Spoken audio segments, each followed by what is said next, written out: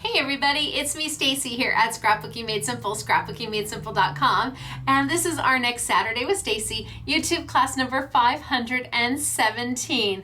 Are you ready for all and create? Because I promise you, you're going to be able to do it all and be super creative with it. Now, our Saturday with Stacy YouTube classes are full length, they're technique based, and they are commercial free. We live chat during the premiere every week, so if you see a live chat going on, we'll stop in and say hello. There is always room for more crafty peeps here at Scrapbooking Made Simple, and I think that you will find that our community is a very welcoming community for sure. I have beautiful samples for you today. I have easy peasy techniques that you may be very, very familiar with and go, gosh, why haven't I done that in a while? Or this may be something that you haven't seen before. We are definitely going to start out simple, easy, and we're going to get progressively more ambitious with what we're doing. Every level of crafter, even the newest crafter, is going to be able to achieve what we're doing today. I promise you that. I am bringing back our fusion paint brushes, our watercolor paint brushes. I have them, and that's because in a few weeks gas and paper will be back, and we have a whole YouTube planned on that. So I thought I'd bring out the fusion brushes again. I've got my Marvy Yoshida Plume pins. I've got some hunky dory for you, and of course the All and Create stamps. So before we get into it today, how about we do winner winner chicken dinner, right? Now, for those of you who are new, you're like, what in the heck is she talking about? Winner, winner, chicken dinner. Well, every week we select 2 of you out there to win a $25 gift card to Scrapbooking Made Simple. Now, when we hit the next 100,000 mark, which will be 400,000 subscribers, well, then we give away $400 worth of gift cards. But for now, it's a $25 gift card, and all you have to do is post a comment below. If you're taking part in the live chat, it's not the live chat comments that will work for you. We don't look at those. No, it has to be below. So be like the Brady Bunch and look down, and you'll see a place to post your comment. Will you see your comment immediately? Nope. We get oodles of spam. I mean, like, they want to sell you everything from everywhere, or they want to be your best friend, or they want to be my best friend.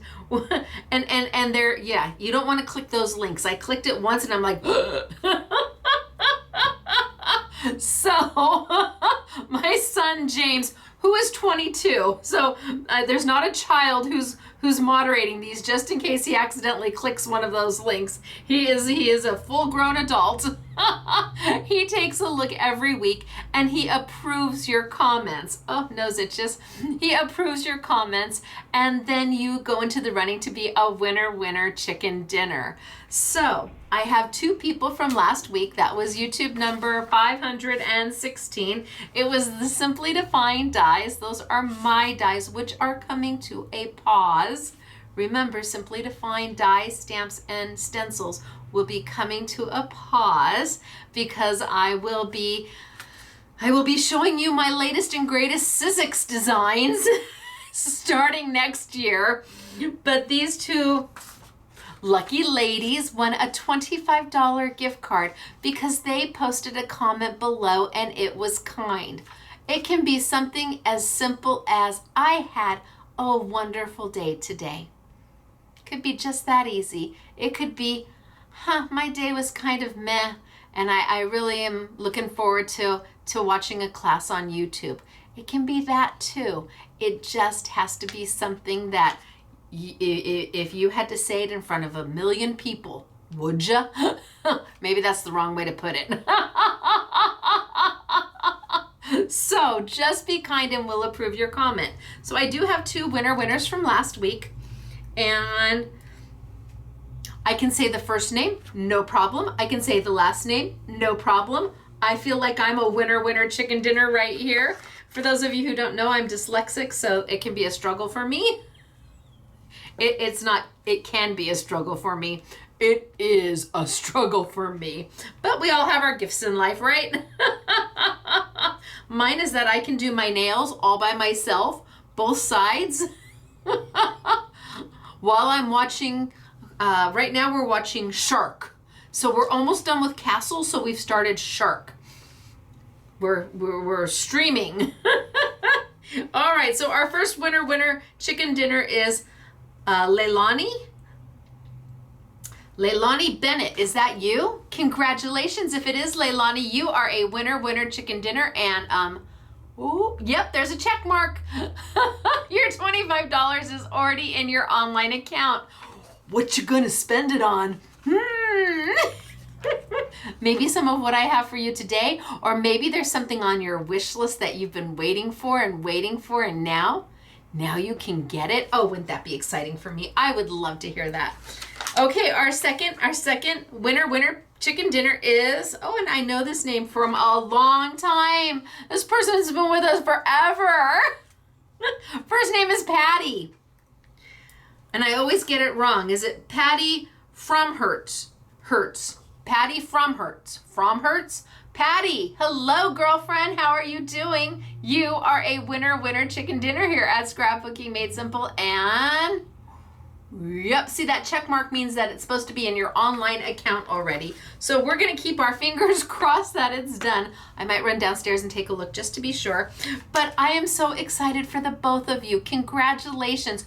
I don't know if this is your first time winning. I don't know if you won 5 years ago or 8 years ago, or this is the first comment you've ever posted on a YouTube channel ever, and it just so happened that it is your lucky day.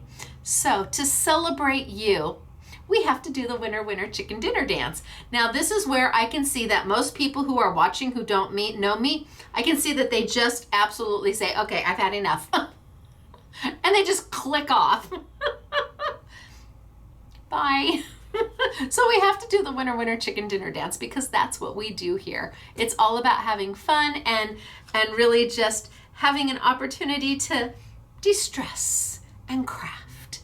All right, are you ready? You're a winner chicken dinner. You're a winner chicken dinner. Wahoo, ka-choo for you. Congratulations to the both of you. Again, you don't have to do anything to claim your prize. It should already be in your online account, and find something that makes your heart happy, because that would make my heart happy. It is a gift from Scrapbooking Made Simple to you as a thank you for hanging with us and taking part in the YouTubes and just being an amazing crafter that you are. All right, so today I've got a lot. We're going to start out super simple. It is with All and Create. I have some paper. I have a couple things that are kind of new to me, and I am gonna play with them. I played with them before we got started, and I do see the reason for them. In fact, I think if you're traveling or if you're going to be doing a class, that there's a really good reason for them. But I'm gonna play with a little bit of Hunky Dory today with the All and Create, with the Marvy Ushita Plume 2 pins, and we're just gonna get into it. So if you are ready, I'm gonna tilt on down. I'm gonna show you a few quick samples so you know what we're getting in for, and then we're gonna get started. It is so good to be back. I missed all of you so much. Last week I could barely keep my eyelids open after that quick trip to the UK, but I'm here now, and I think that'll probably be the last of my travels for the rest of the year, maybe? I don't know, time will tell. But I'm always up for something good. Anybody out there listening? I'm always up for traveling. Hello, pick me. I'm always up to travel. All right, so I'm gonna tilt on down, show you some samples, and we're gonna get started. It's good to see everybody. Down we go. And zoom on in. Zoom, zoom, zoom. I'm sucking my tummy in as much as I can suck my tummy in. Oh my goodness gracious. I do feel like maybe, there we go. Okay, there we go. Okay, good. All right, so how cute is this? Hello. Isn't that darling? So this is by All and Create. And their stamps are scenery stamps. So you're going to be able to take from each different set and make it into something more when you add one more set to it.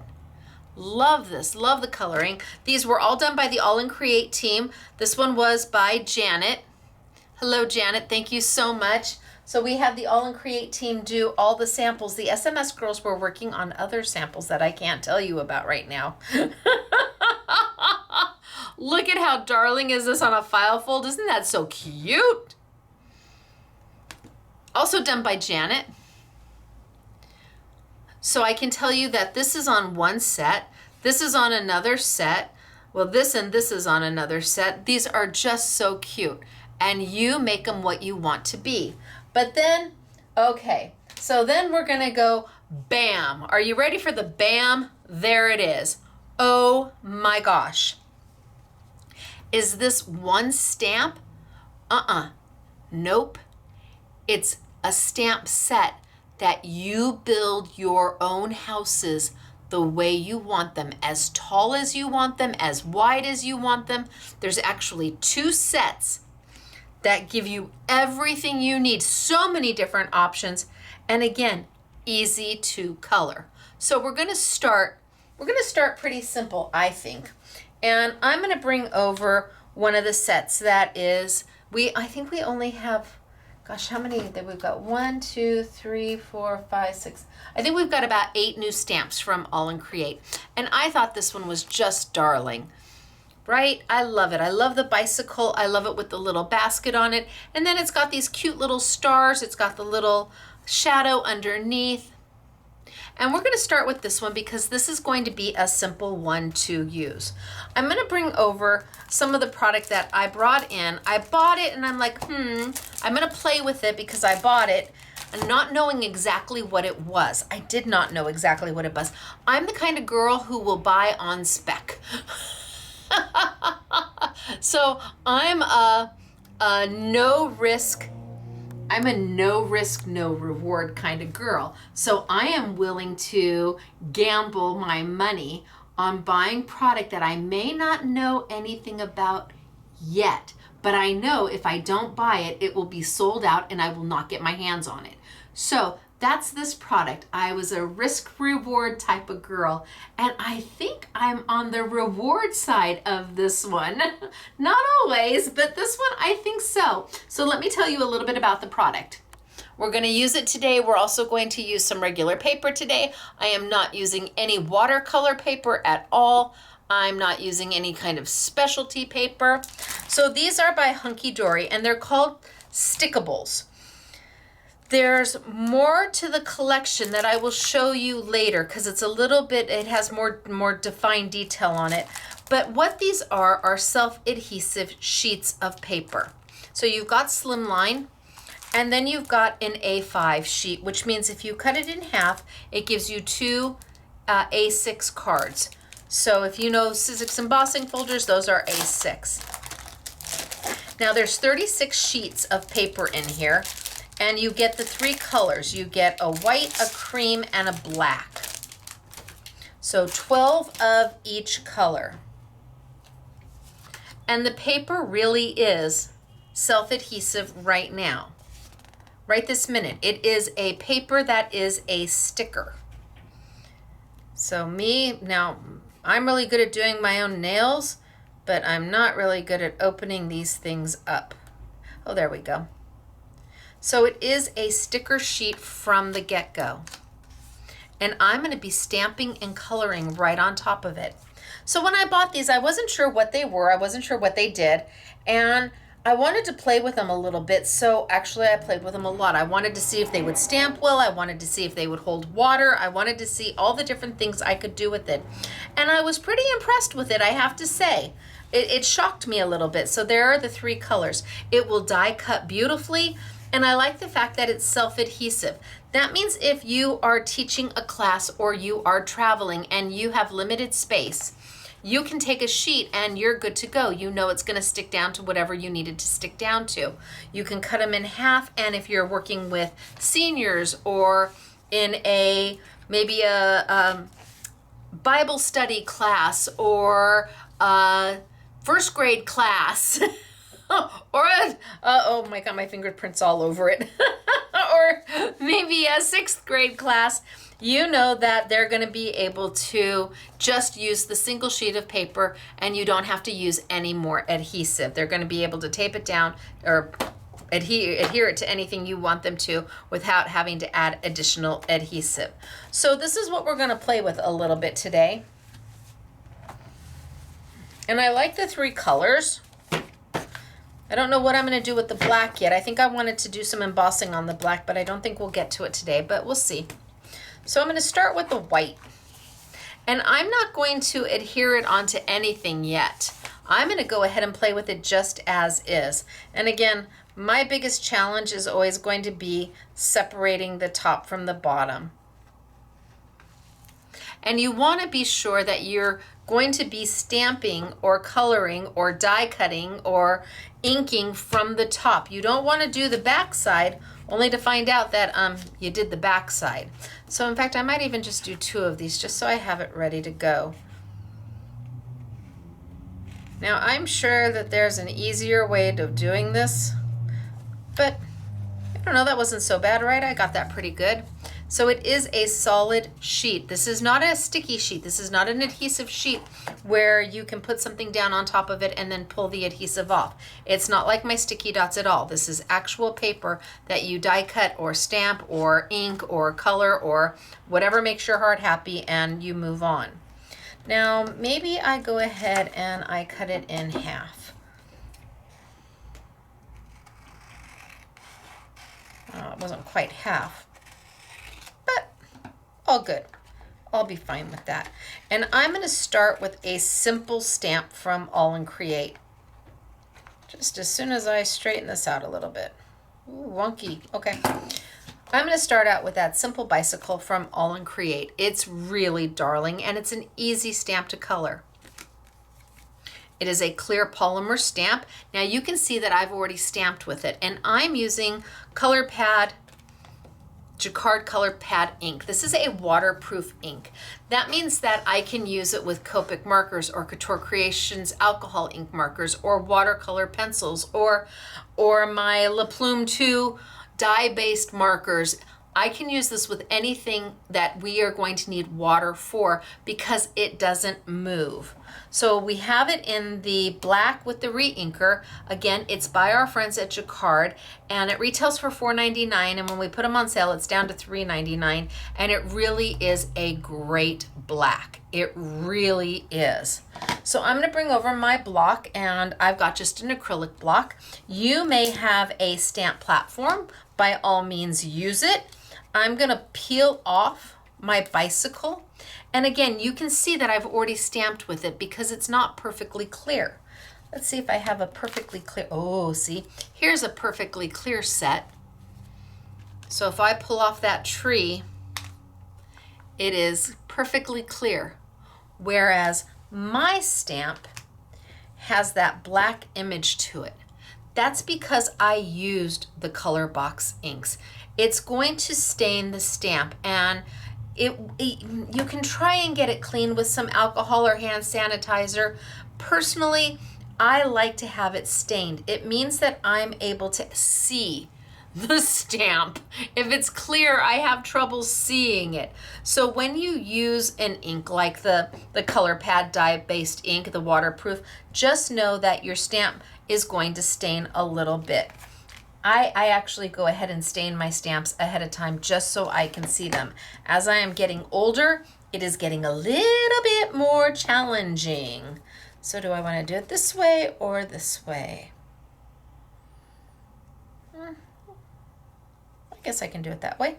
So I'm going to ink up. Let me just take my glasses and get all my fingerprints off of them. All right, so I'm going to use my gush pad. I'll let you know that gush pads are on their way back in. I hope to have them in the next 2 months. This is half of a gush pad. It's a full size pad. We've cut it in half, and what a gush pad does is it allows you to stamp and make a really good impression on your paper. Now I'm going to make sure that I got it right. Yep. A really good impression on your paper. So if you're having trouble stamping and you're stamping on a hard surface, when you're stamping on a hard surface, there's no place for the stamp to give into. There's no place for it to gush into. Now, if you're working with a stamp positioner, of course, you're going to be able to go back and forth and re-ink and put back down and re-ink and put back down, and it's going to line up beautifully so that if you've missed a spot, you take care of that, or if you want to get that ink as dark as possible. I use my gush pad. I don't use a stamp positioner. I'm going to go ahead and ink it on up. And one thing to know about the All and Create stamps, they may need to be primed. And you're like, what? Primed? Yes. So a new stamp, do I have a new stamp? Well, I'm going to put that one off to the side and let's just grab a new stamp. A new stamp may need to be primed. So here's a brand new one right out of the box. I'm not going to use my nice adhesive paper. I'm just going to grab a piece of my white cardstock because I don't want to waste my adhesive sheets.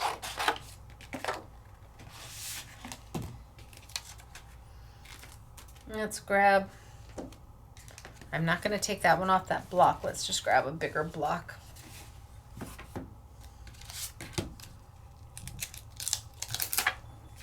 So this has never been stamped before. You see it's coming right out of the package. A little bit of tacky.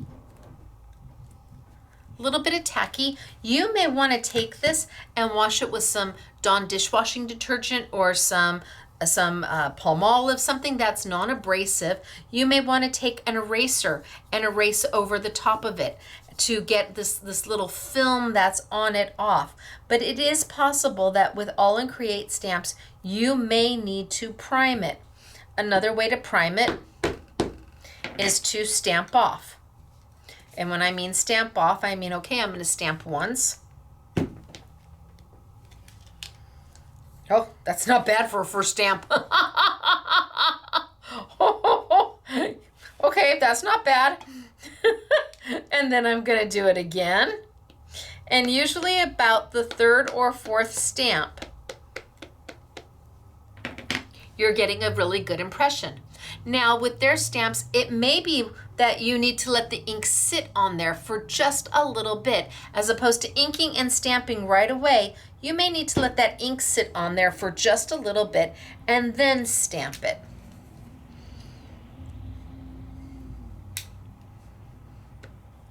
And you will find that if you're having any troubles, that's going to take care of the problem. We had a customer have trouble with her stamps and she sent them back and we primed them for her.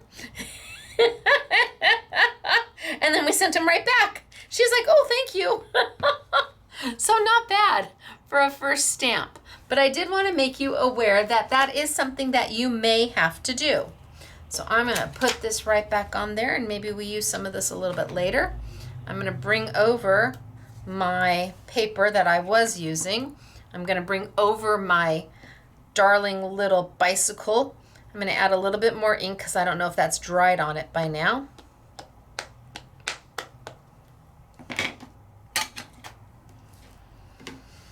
And let's stamp.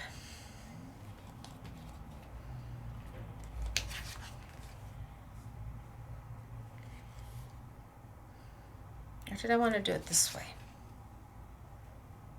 Maybe we do it this way. Ready? So 1, 2, 3, A, B, C. I give nice pressure. I do not do chest compressions. It's just not going to help any, but I do want to give nice all over pressure, and then I want to pull up. Yeah, not bad.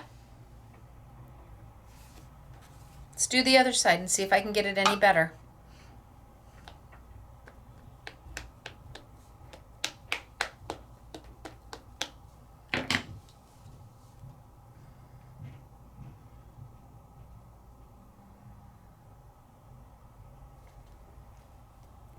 Make sure I get a nice pressure all over.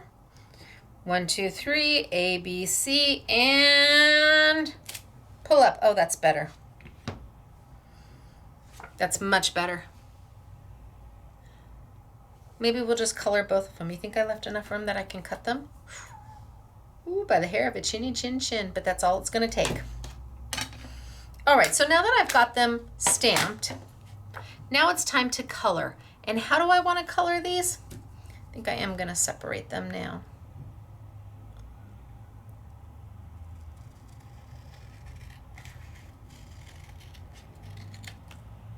There. Oh, and I want to finish this. I'm going to add the little shadows underneath. So I'm going to peel this off, and yes, you can clean it. I've got a baby wipe here, and you'll see that some of the excess ink is coming off. Will dye-based ink hurt your stamp? No, it will not. It's not a solvent-based ink like a StazOn. So if you don't clean it off right away, that's fine. If you only use black ink and you never clean it off, that's fine. Can you use a kind of an alcohol hand sanitizer to get it clean? You can. I don't know how great of a job it's going to do, how much cleaner it's going to get.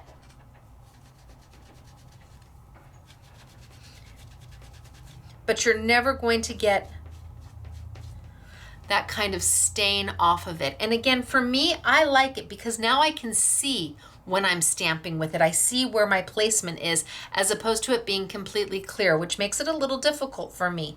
I am a little bit older. I'll be 55 this year, and my eyes just aren't what they used to be. That is for sure. So I've got one here to start to color, and I'm going to bring out my Marvy Ushida, my Plume pens.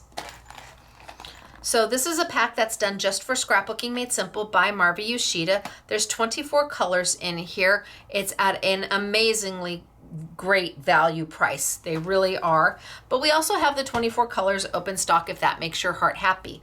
What makes the Plumes a little bit different than everybody else, again, I don't want to use that paper, we'll use this paper, is that you have a brush tip, but you also have, and you're going to say a bullet point. No, you have a fine tip.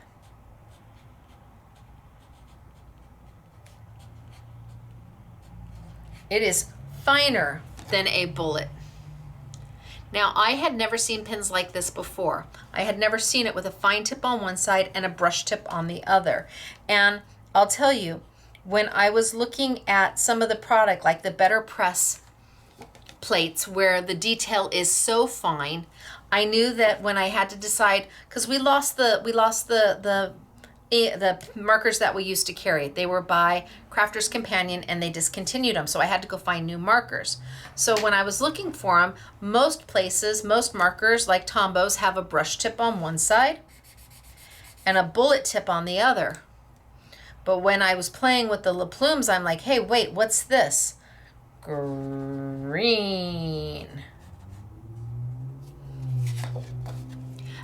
And then when Better Press came out from Spellbinders with all that fine detail, the fine tip became a very important aspect to me. It became something that was intriguing to me because I could get into the fine detail and color it. And that's going to be very much the same here with our All and Create stamps. There's oodles of super fine detail going on in the stamp. And when you have a marker that is too thick, you can't color with it. It's going to color outside the lines. But if you have a marker that has this super fine tip and a brush tip, you're kind of getting the best of both worlds, because that brush tip can be fine, like a bullet, or it can be wide like a brush. But the super fine tip on the other side, well, there's nothing else like it. It's amazing. So we went ahead and we brought these in. I had a whole bunch to choose from and I played with a whole bunch of them, but these were the ones that we went with based off of where designs are going today, and that's very much into very fine detail. And again, the All and Create is no exception to the rule. So I'm going to color these, and there's a couple different ways of doing it. I have right here this is half of a blending sheet. There it is. There's the whole blending sheet. I cut it in half. This is by Woodware, and this is meant to be able to put your ink on it and then pick your ink up from it with either a blending tool or a paintbrush. I have been forever and ever doing it straight on my craft mat. I mean, I would go in and I would scribble, scribble, scribble and add my water and then pick up my color and paint with it. But it was difficult to see because my craft mat is a brownish color. Now my craft mat is a non-stick, non-slip, which is kind of nice because it doesn't move. This is not taped down. This is got silicone on the back side of it. So very nice, but I couldn't necessarily see my color. And when I was using cube inks, I was tapping into my cube ink with my blending brush and then tapping my blending brush off and then using it. Here, this allows the ink to stay wet long enough for you to really get a lot of use out of it. So it's an inexpensive item, and I think that when you see how to use it or all the different ways to use it and how it saves you on your ink, you will really appreciate it. The brushes that I'm going to be using today are fusion brushes. These are by Yasutomo. Yasutomo is a Japanese-based company, and these are Japanese-based watercolor brushes. This is the pouch that it comes in, or the little roll that it comes in. It is very traditional Japanese. Almost looks like you're making sushi. Mr. SMS would be very thrilled if I were. And when you unroll it, there's 5 brushes for you. Now these brushes are, they're the best watercolor brushes I've ever used ever. And not that I'm a fine artist, and there's watercolor brushes out there where a single brush can cost you $30, $40, $50 for a single brush like this. These are the Fusion by Yasutomo. We were lucky enough to be able to get them for a smoking hot deal. And when we first ran them, I had purchased all they had. I went to the trade show and they showed them to me and I said, I'll take them all. And then the negotiating started. They did not want to give them to me all, but they did. And then we sold them and now they're back. So I'm bringing them back out because I'm going to be using them today, but I'm also going to be using them when we bring the gas and paper out again at the end of the month. If you don't know what gas and paper is, holy smokes artichokes, be prepared to be amazed. So the whole set, including the little traditional bamboo carrier, and the reason why it's bamboo is it gives your brushes an opportunity to air dry properly. Yes, very, very smart. I think that we have it on a special deal for, I think our price is, it's under $30 for the whole thing. Maybe it's $26, something like that. But it is a smoking hot deal. And if you are looking for quality watercolor brushes, if you're going to be doing anything with watercolors or paints, not acrylics, these never touch an acrylic paint. But for pretty watercolor things, when we're going to be using even a dye-based ink, this will make your heart happy. And for those of you who already own them, you know I speak the truth. What makes them so amazing is the amount of water they hold, the amount that you can load into one brush at a time, so that you are very rarely going back to add and get more into it. I just love them, and this is what we're going to use today. I think I'll pull these 3 out just so I have these 3. So I have them back. I don't have a jillion of them, but we did get them back, and I thought I'd better put them out now. That way, if you wanted to use them when we have the gas and paper, well, you may already have them by that time. So I'm going to wrap this around, and then this just goes right in there, and it seals it right up. So now I've got my blending mat. I don't need my gush pad, but we'll keep it here, why not? I've got my blending mat, I've got my paper with my stamped image, I have got my Plume pins with the brush tip and the fine tip, yummy, and I have got my watercolor brushes. Time to paint. Now this is a very, very simple image, and I don't want to do too much to it. So depending on what color makes my heart happy, I can choose to, well, do we care about what color the wheel is? I don't know. Do we want fun colors or we want blah colors? Let's have some fun. So I'm going to grab a blue.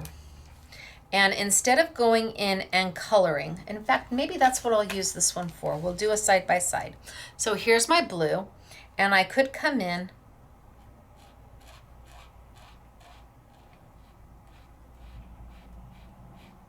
and color.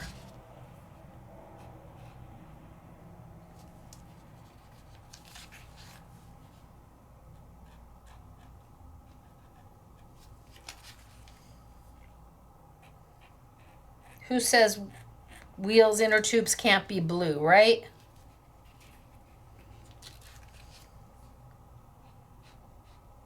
So my ink is not moving. My ink is not making a mess, even though I'm coloring right on top of it. Let's find my scratch piece of paper, yay. And come in and just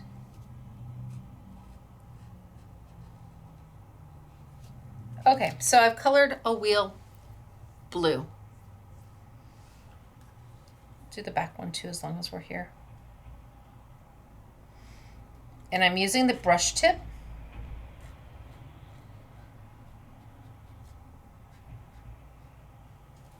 Which seems to be doing a fine job.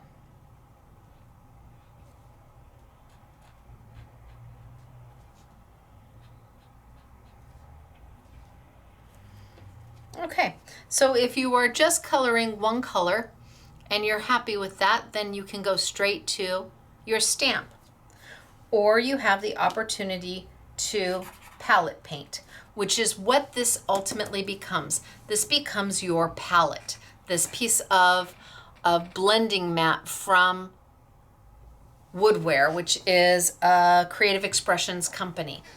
I'm able to literally scribble, scribble, scribble, and you can see the color because I'm on a kind of a translucent white gray piece of film.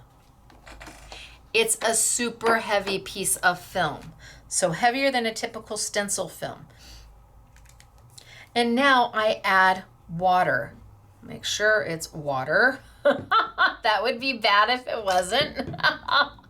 So I'm gonna add water, not alcohol, and I'm gonna put a little bit of water off to the side. I'm not gonna spritz right into it. I'm gonna spritz it off to the side. And that's going to let me mix the water into, let's go a little bit thinner, into my color. And the more water I add, the more diluted my color will be. So if we were to come over here, and I started to paint.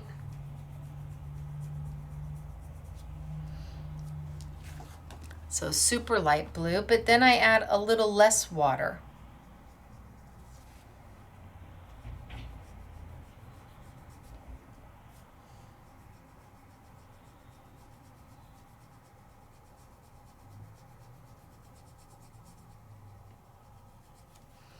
And now I've got a little darker color, and then almost no water. It's hard to move it without any water. Yeah, it's hard to move without any water, but we'll try.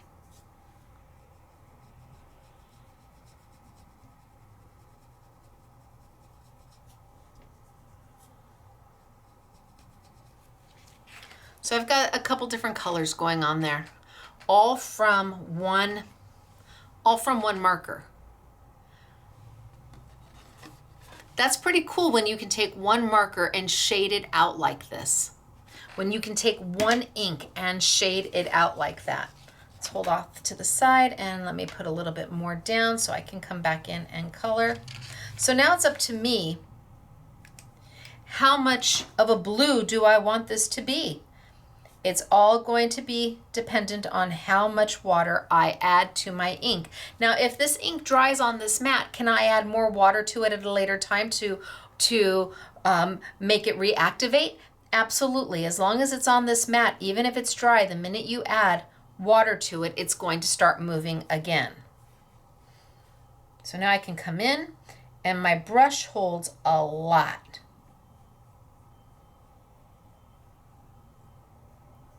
And I've done a super light color. Probably too light.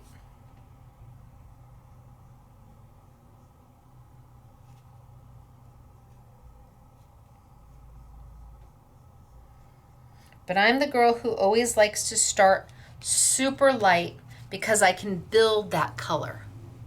If you go dark, it's really hard to take the color out. It's impossible. This is a porous piece of paper. So the color wants to absorb into that paper. So you're gonna have a hard time getting it out. You can't. You'll have to start over again. But if you start light and build that color up, then you control the intensity, you control the saturation, you control the overall look. Less is more. I know in crafting, that's a hard concept because we all want to have more is more. But when we're paper crafting, restraint is good. Because you can always come back in.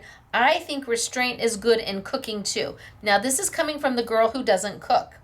But I just have to believe that restraint is good because you can always add more, but it's hard to take away. Now, remember, I'm working on top of, and you can see it's wet. I'm working on top of that adhesive paper with water. It's not buckling. It's not peeling up. Can I sit there and go over it again and again and again? No, absolutely not. And that's true with almost any paper except for your nice watercolor paper. But can I get in there to add? And do I want to keep adding more color? Do I want it darker blue? Maybe I want it darker blue more towards the bottom so there's some shading and some shadow. And my watercolor brush is doing a beautiful job. And I'm just going to keep on picking up that blue until there's no blue left for me to pick up. If I want to go darker, come in, a little bit of a scribble, pick it up right on the tip, and come in and draw it in.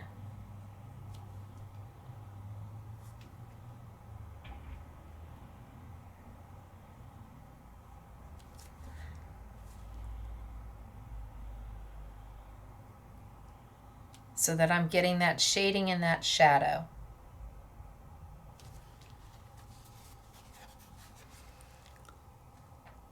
So that looks a little different than that.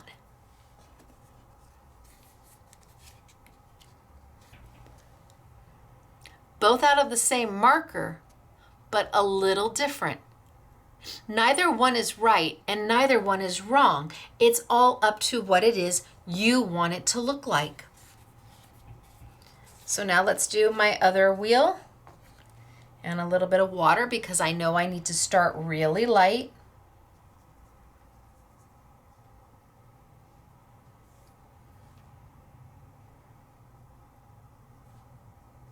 And my black ink is not moving because it's a waterproof ink. All inks are not the same.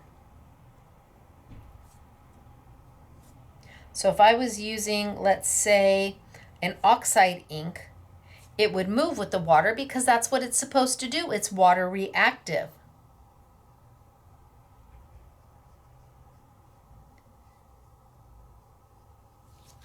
You always want to test your ink before you start coloring to make sure that it is not going to smear.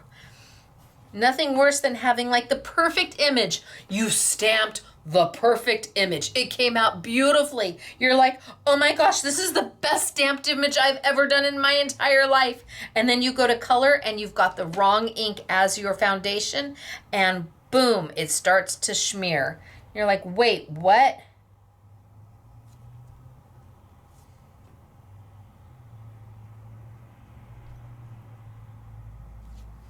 Okay, I think I'm good. So my wheels are done.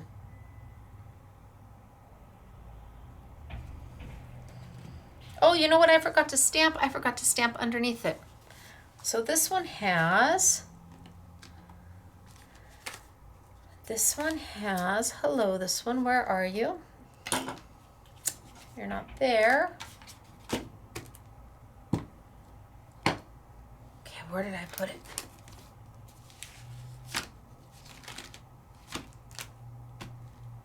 Okay, here's the stamp.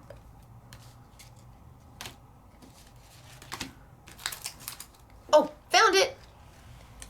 So this one has these little shades that go underneath it, kind of like shadows that go underneath the wheels. I forgot to do those. I think I'm going to do them now. So I'm going to use the short one for my front tire, and I'm just going to grab a tiny little block, itty bitty block. Hello, itty bitty block, because it's an itty bitty stamp.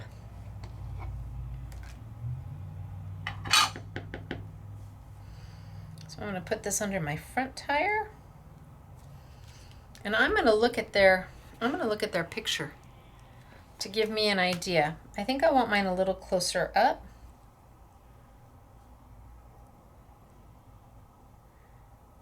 And maybe right there. See, now it's got a little bit of shadow underneath it. And then the longer one for my back tire, and it gives it a little sketched image, like it was hand drawn. Zoop. And I'm going to look at my image to see how I want it to be.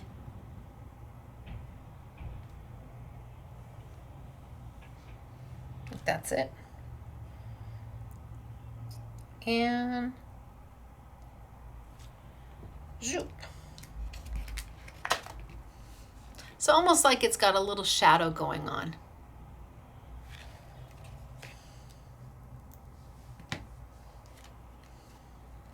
And then I've got all those little starlights. 1, 2, 3.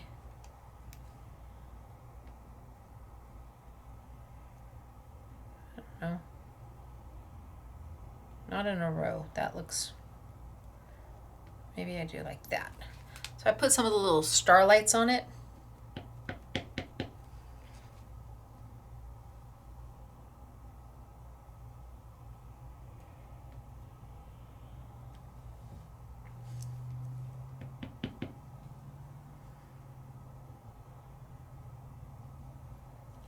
Now I'm just going to come over here and kind of put them wherever.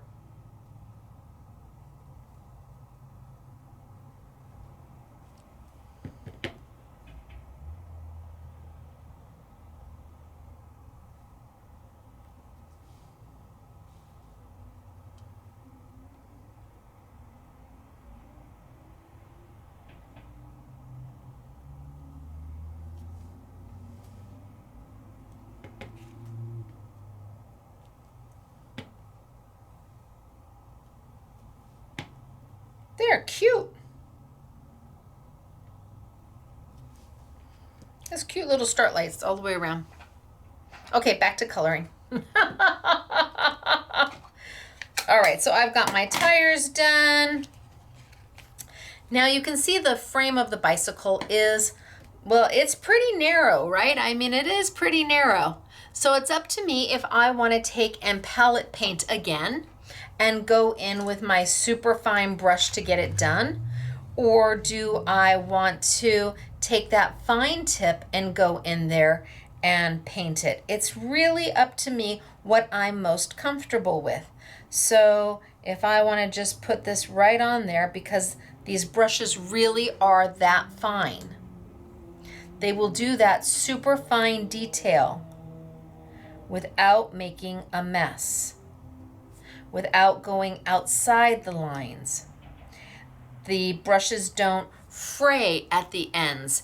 They're just beautiful. I want to say I found them, but I didn't. The SMS girls found them when we were at Creativation this year. And they stopped in their tracks. They found me. They said, we have to have these. So we did.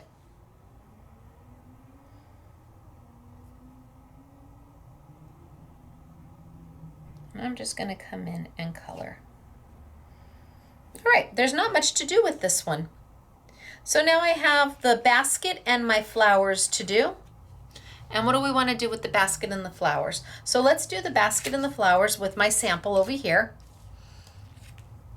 And I think I want to do it in a sweet orange. So I'm going to take my orange, and I'm not going to watercolor. I'm just going to color straight to.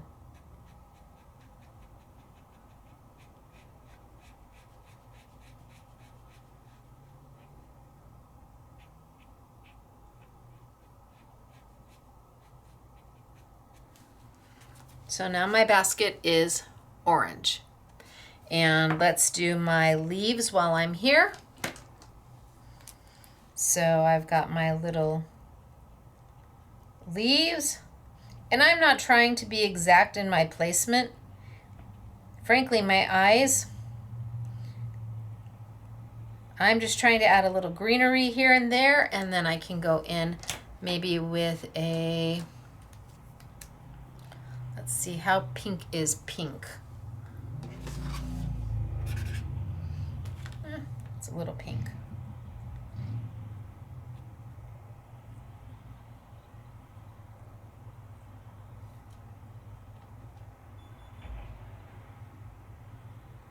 So add a little of that, and then maybe a little bit of my yellowy orange here.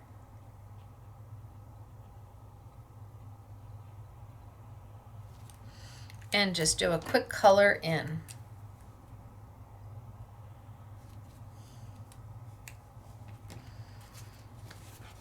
So that's what I've got if I just do markers straight to it. And you may think that is perfect for me. Sign me up. That is my kind of coloring. Or I come back and I put my orange onto my palette. And a little bit of water.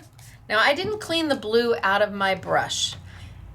I just go for it.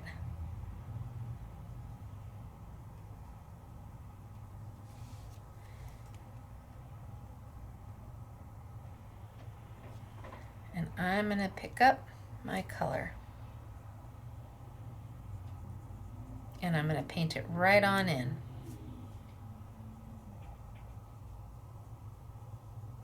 And I have gone very soft. I mean, you can barely, it's like a hint of orange. So I know I'm going to want more in there. Less water, more ink.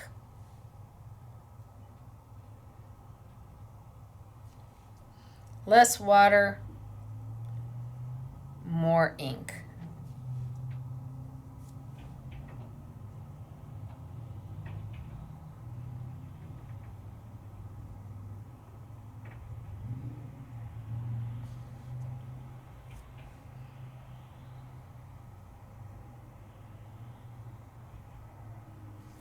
Okay.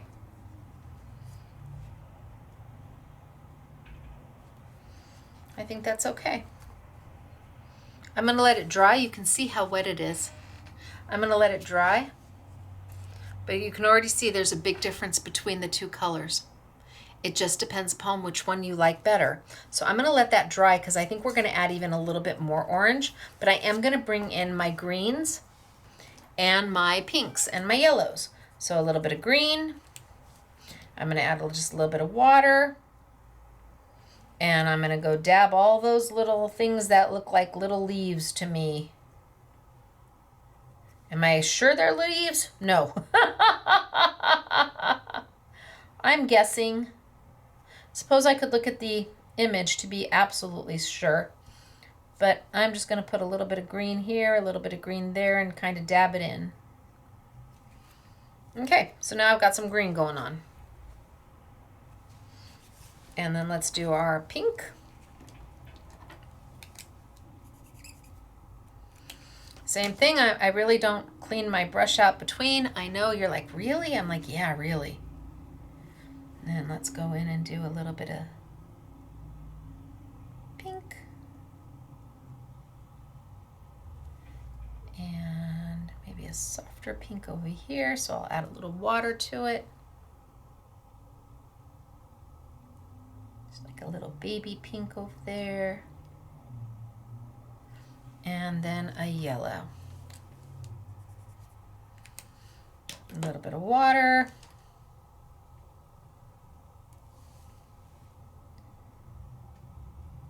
And dab my yellow.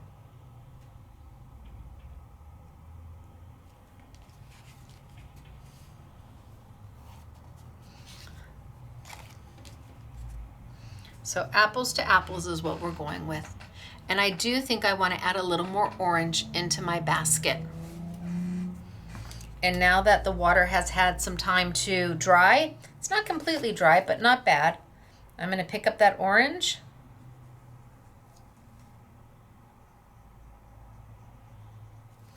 And I'm going to come back.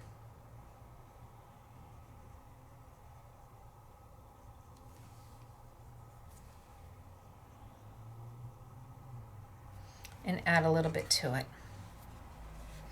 So it's a little bit more intense. It's not quite as orange as the bottom, but this was straight marker.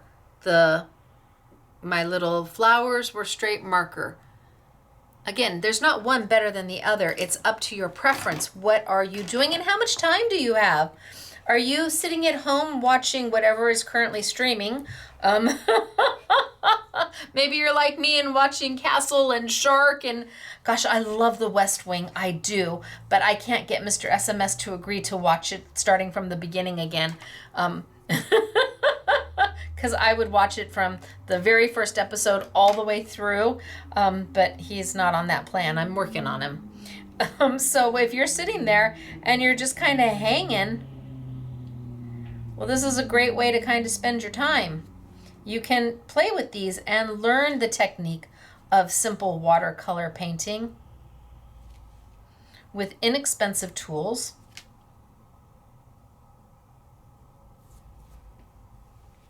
That really make you look like a rock star. Okay. Do I think I'm done?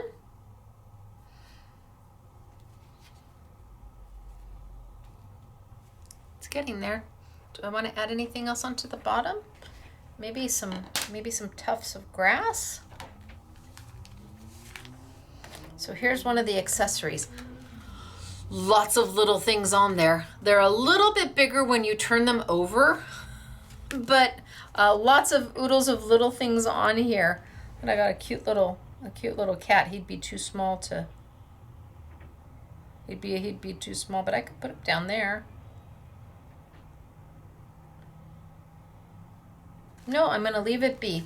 And I think I'm going to do the background in blue. So I'm going to add a little bit of blue. Hopefully my ink is dry enough for me to do that. I'm going to come in with a blue. In fact, I'm going to wipe down my, I'm just going to wipe it down.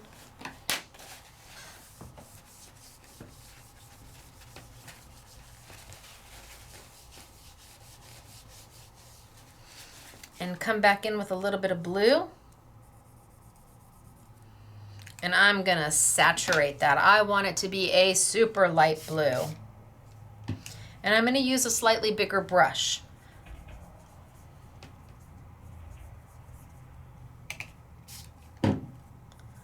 And all I'm using is water. Now test it just to make sure it's the shade of blue. Oh, that's a super light blue. Do I need a little bit more? Do I need a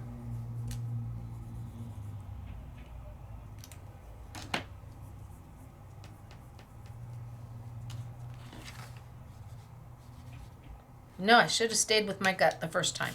A bit more water and we'll dilute it back down. I can always add more. And I think I'm going to just come in here.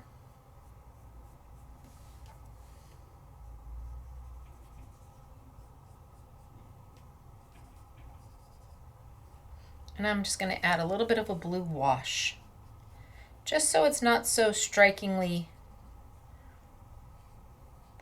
white. A little bit of a blue wash.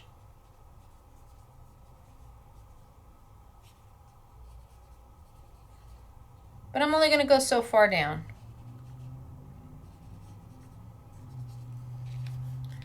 A little bit of a blue wash, just to take away some of the white.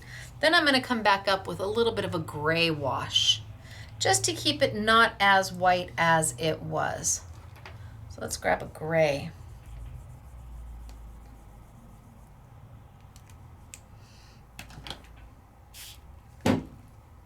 I didn't get rid of my blue.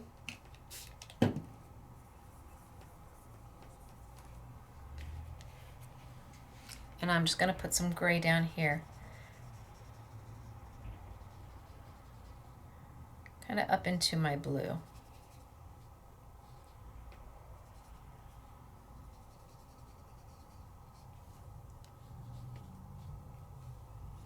And just have it kind of dissolve away. That way my paper isn't so stark white.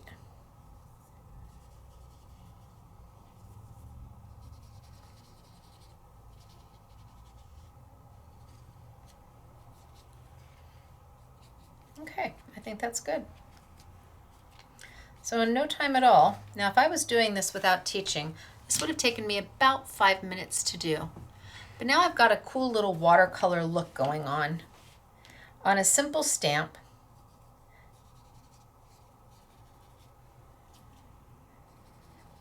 I didn't make a mess with my ink. And I'm using a paper that's self-adhesive. I'm going to let this dry before I go ahead and, in fact, I'm going to take some of this blue and even take it down a little bit further. I'm just going to take that blue and even go down a little bit further and just get that blend really lovely.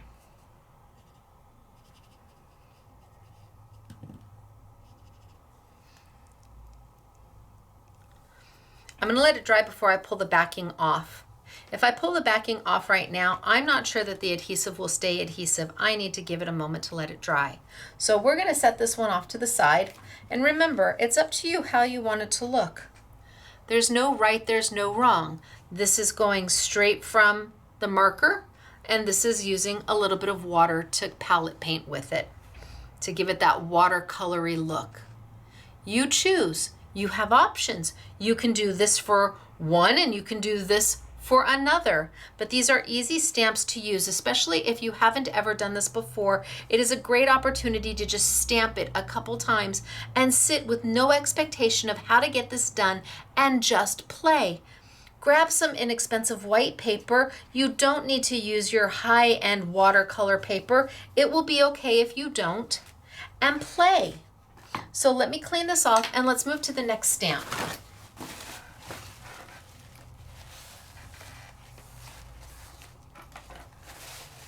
So next one we're going to do is going to be, I think, the car, because the car is pretty awesome. Love the car. And I'm going to use that cream paper. So again, now this one's a little easier to see which side you stamp on. Hello. A little bit easier for you to see.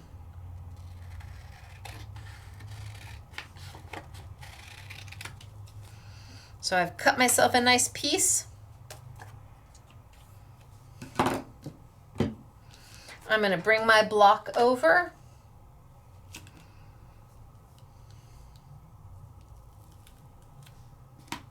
And this set has got a little bit of everything on it. It has got that great car, but it's also got a signpost, and it's got grass, and it's got some clouds going on, and some birds, even some balloons flying away. You've got a little gas pump in the background. You've got some shadow underneath. So I'm going to try and use quite a bit of this stamp set to make a scene. I know which side to stamp on. Hello. I'm going to put it right on my block. And because I've already stamped with it, I can see the image as opposed to it being completely clear. I'm going to ink it up.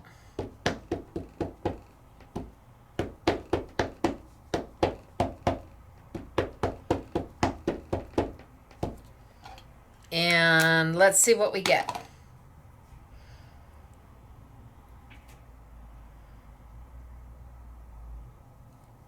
Maybe over here a little bit.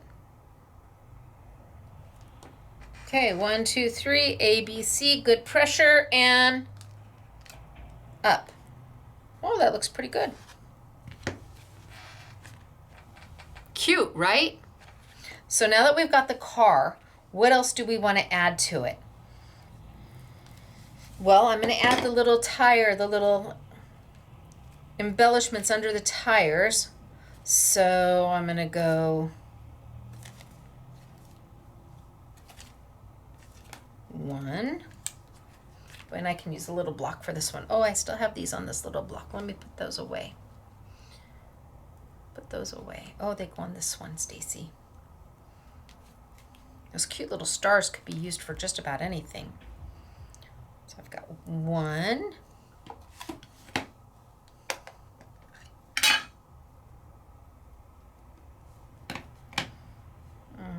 I think I'll go right there. 1. And then the next size.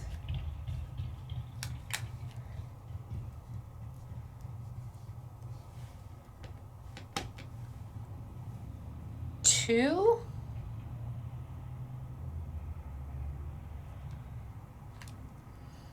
And then the next size.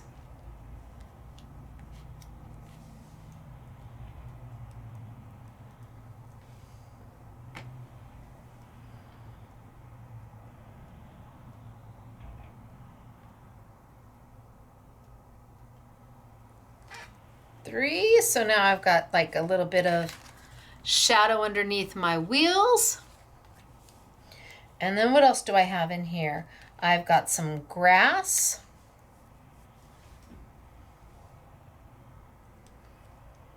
Make sure I've got it right. So let's just make sure it's the right side up. Yep, there we go. So I can put some little grass tufts in here.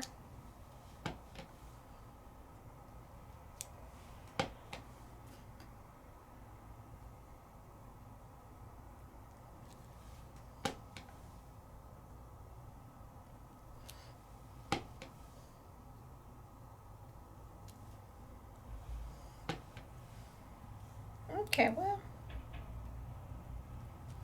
All right, so now I've got a couple little grass tufts going on, maybe one in the front, huh? Okay, that's good. Let's put that back. And now what do I want? Do I want the little clouds? So let's grab this one again because this one's really good. Maybe I like the tree. This is from an add-on set. Oh, the tree's a little bit big. Well, do you think nope. On the diagonal? Ooh, on the diagonal, it just fits. Let's see about inking up the tree.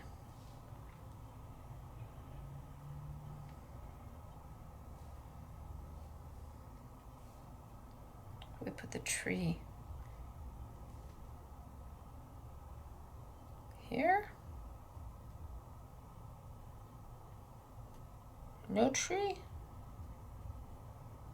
Maybe no tree. Maybe I come back and I do the little clouds.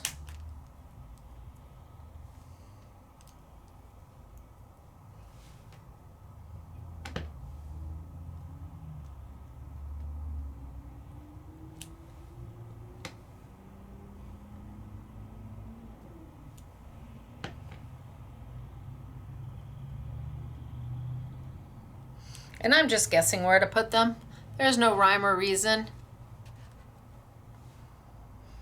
But then let's come in with the little birdies. Ooh, they're so small, but they're so cute. Okay, that's how he goes.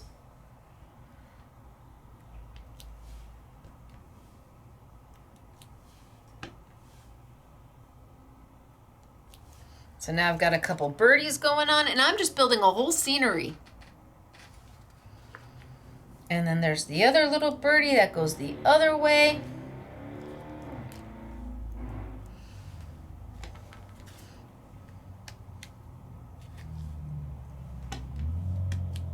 There he is.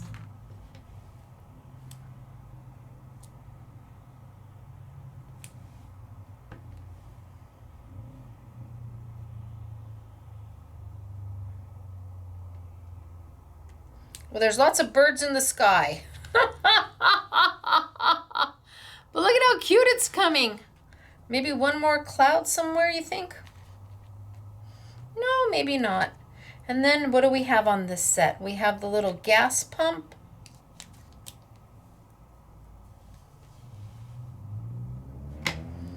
Maybe we do that back here. Or we do that right over here. Maybe we do it back here.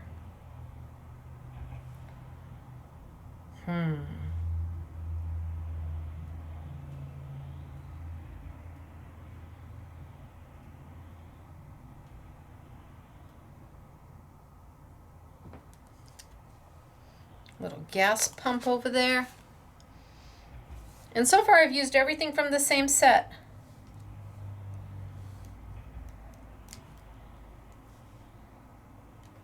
And the little signpost.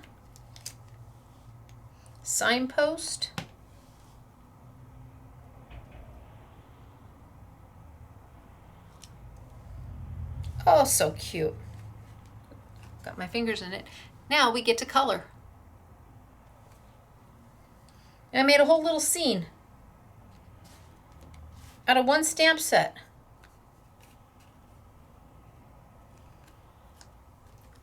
Whole little scene out of one stamp set. Let's see how we can color it.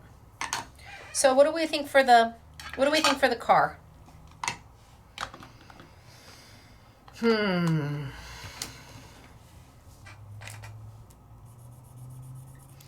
What do we think? Maybe, I don't know.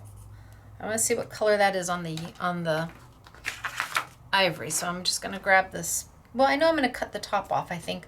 So let's add a little bit of water.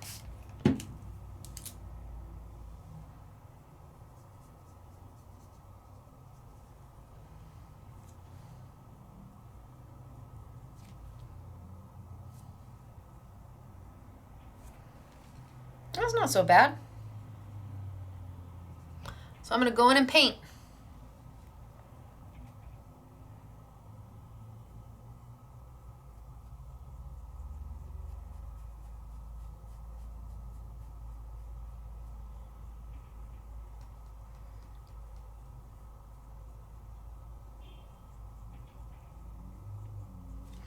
And my brush holds quite a bit.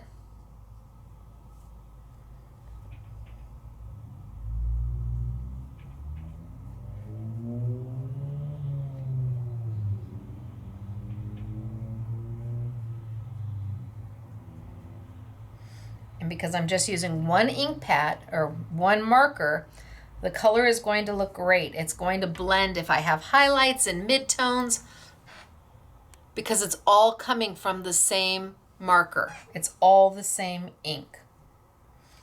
So if I go a little lighter to start, I can come back in and then add.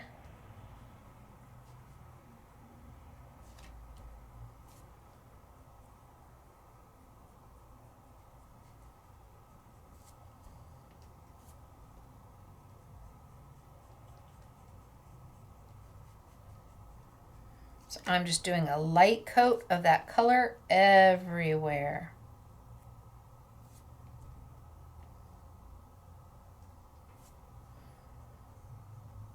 And all I'm doing is staying within the lines.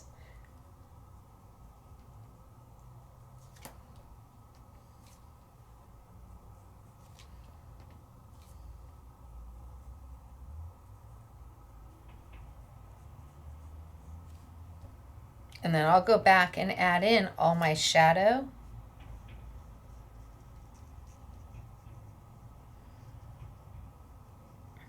And my detail.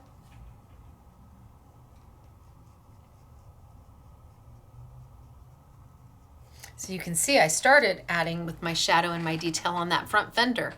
But then I went back and I just added all my color into the car.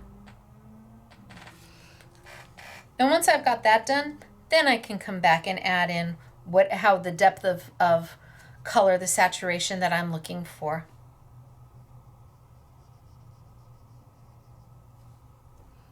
So now I can start picking up, let me see where it is. Here, there. I'm trying to figure out where I can put this where you guys can, maybe I'll go back a little bit. A little bit of color, a little bit of water, and now I can come back in and add that depth. You may just like it in the light color. You may be fine just the way it is.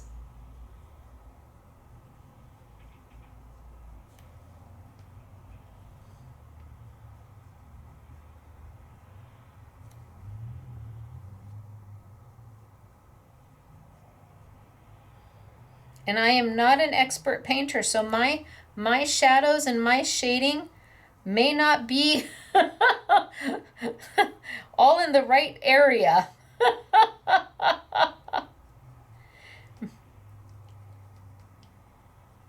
I just go for it.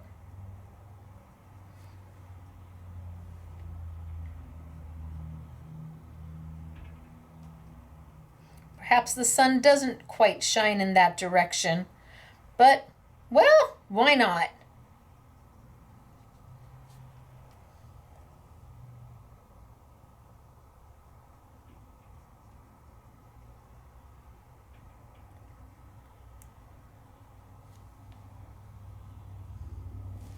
Can you see how we're going?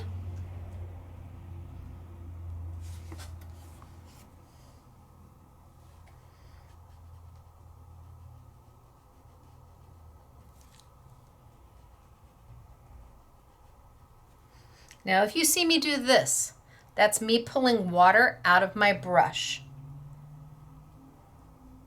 So I can get that color a little bit more saturated.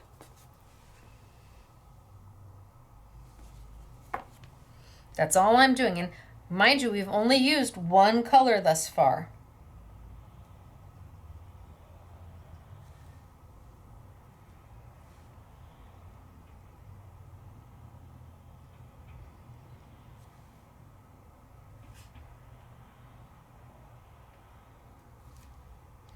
Pull a little bit of water out of my brush.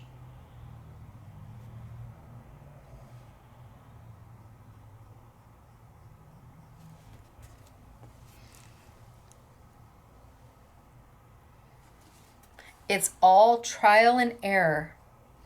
It's about giving yourself permission to just go, just do. What's the worst that happens? You're playing on inexpensive paper to start with. You grab your white paper and you just let it be.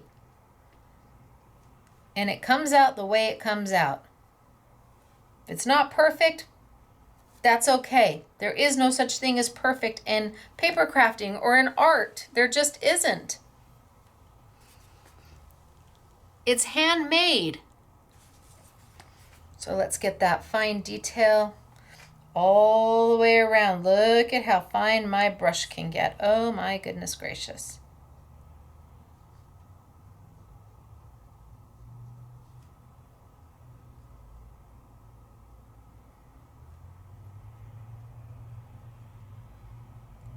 And then what color do we want for the interior?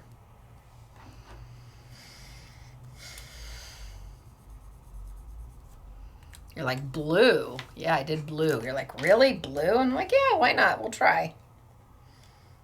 What's the worst that can happen?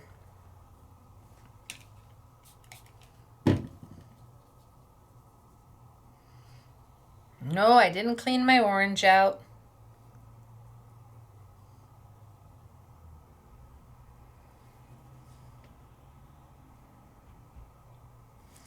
A lot of water around there.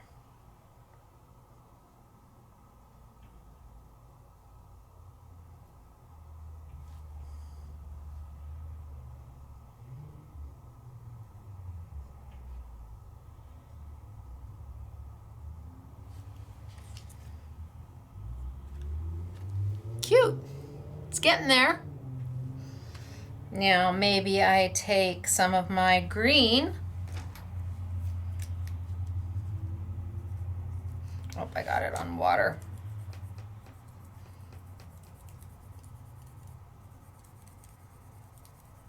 There we go. Take some of my green.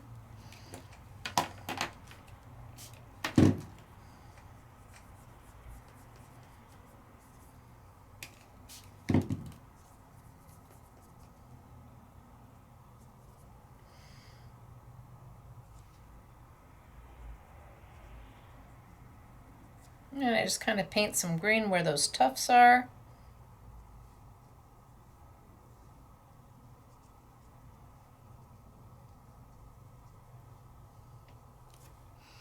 And maybe I paint my little signpost ahead.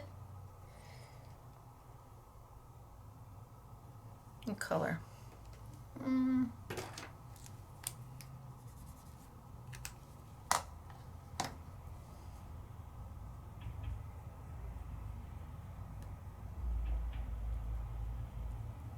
My little signpost is done. And maybe I go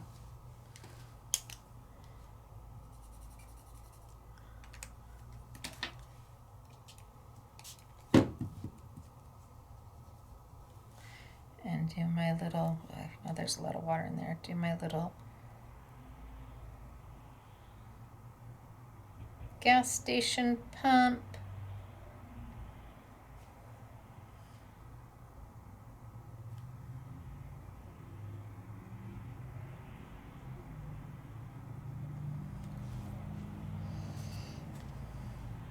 And then maybe I come back with all of it over some blue.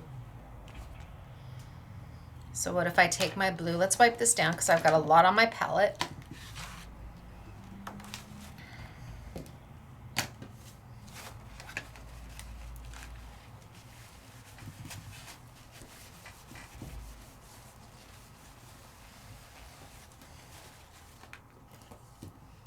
So let's take some blue. And we'll do the same kind of a wash again.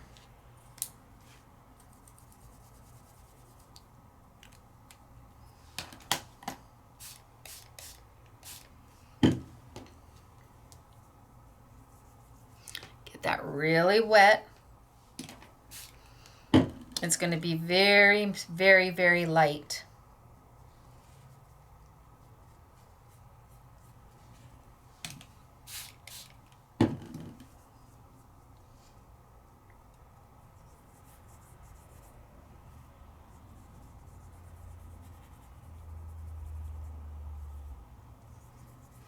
I'm just going to go all over it. I'm not trying to be perfect.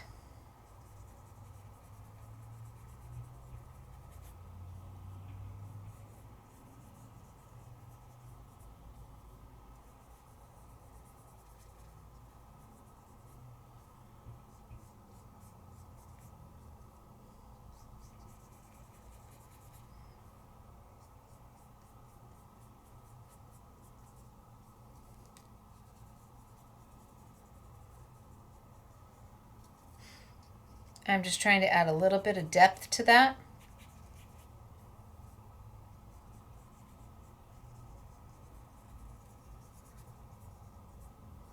So it does look like there was a sky.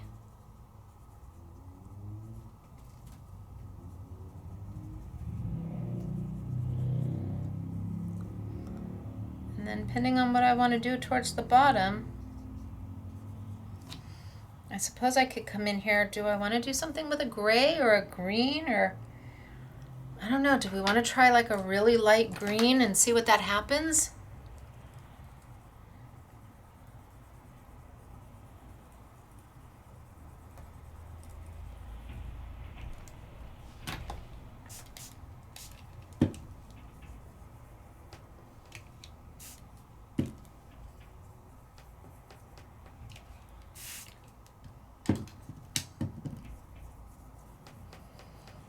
Let's see. That looks pretty light, right?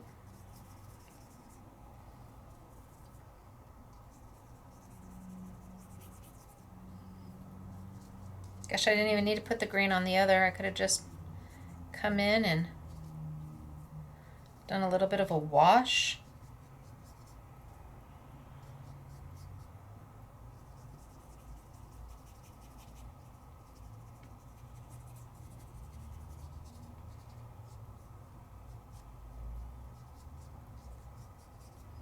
And I'm really going for that watercolory look.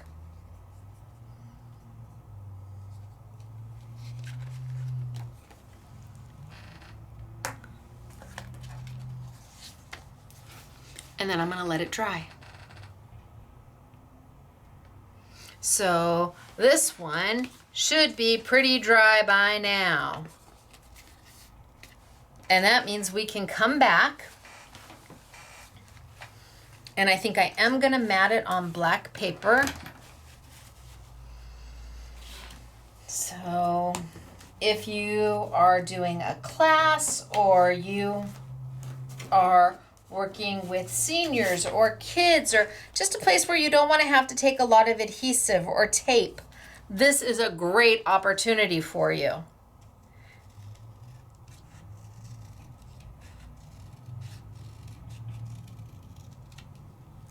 You saw how much water, that's still not right. You saw how much water I used. I mean, I really got this thing soaking wet. And I thought that it would fall apart, but it didn't. So you can die cut with it. You can color on top of it. Tons of things to be done with this. So I bought it not knowing what I was going to do. Peels right off. Hello.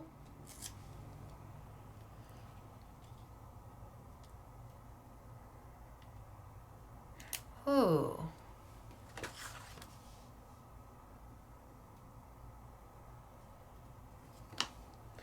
You're like, what was that? That was hunky-dory mirror cardstock. Like, wait, bring that back. Nope.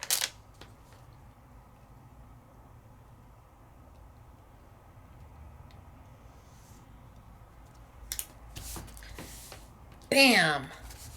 Done. Trim it out.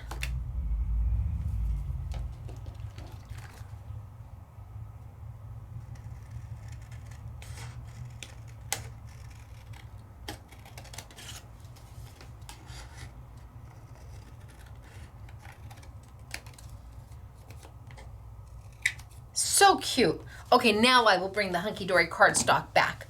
All right, so these are not self-adhesive, but I had to have them. I had to have them. It's this pack of mirrored cardstock. Let's see, what does it say? Does it say the size? 60 sheets, square little book of mirrored mats, limited edition. Okay, so it got me when it said limited edition because that means it's not going to be available for very long. So I bought all that I could. Are they 4x4? No, they're bigger than that. Maybe 5x5, but there is so many colors in here. I mean, there's just a little bit of everything.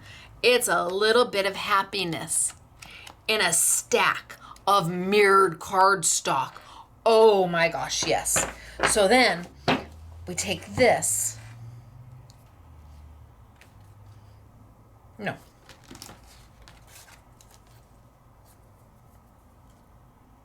No. Maybe.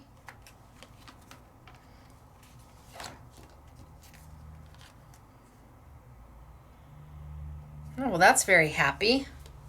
Is that too happy?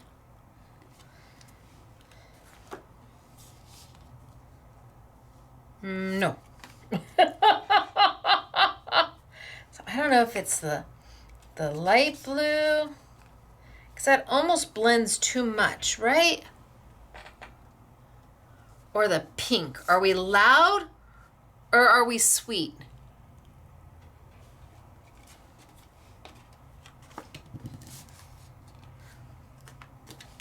Any other color I want to try in here?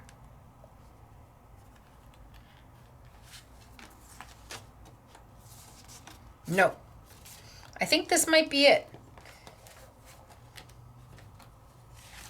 Ooh. But it's the wrong color blue, but I don't know that I care.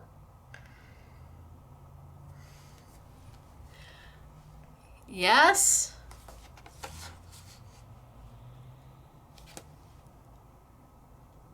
I don't know. Too many options for me. 60 sheets. Does it say it's like 60 sheets, 3 sheets, and 20 colors.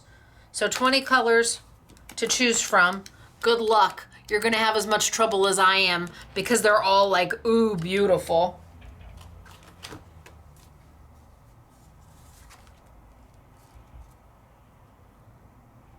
I want it to pop. So pop it will.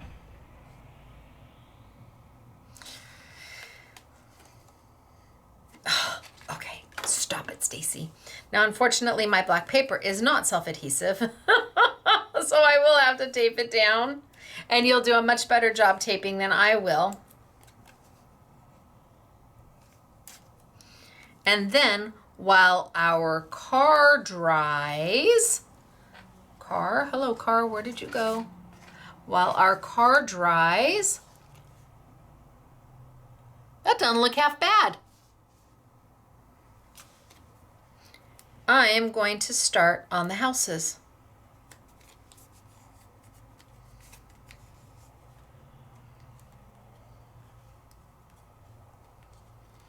See, this is the problem with me doing my nails. Now, yes, I do my nails myself. I bought dollar nail polish, and I don't know how I can do my left and my right fingers. I have no idea how I'm able to do that. I just do. And I don't question why, because the minute I start to overthink about it, I won't be able to do it ever again. I do it on Sundays. I post the color that I'm going to do. And I do it while Mr. SMS and I are watching. Well, now we've started Shark. That's with James Wood.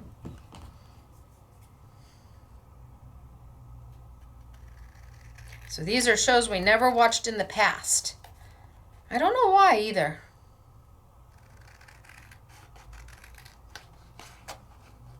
But if you all could get Mr. SMS to agree to start watching The West Wing again from start to finish.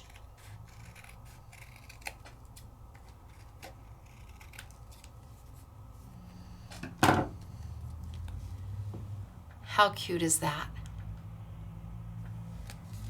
And that self-adhesive is just sticking beautifully. And there's no bally paper from it. And you saw how much water I added.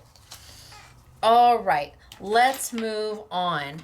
And this time I'm going to use the slimline size of this paper. So they do have it slimline. And it's the same thing, so you get 36 sheets, 12 of each. I'm going to use the white.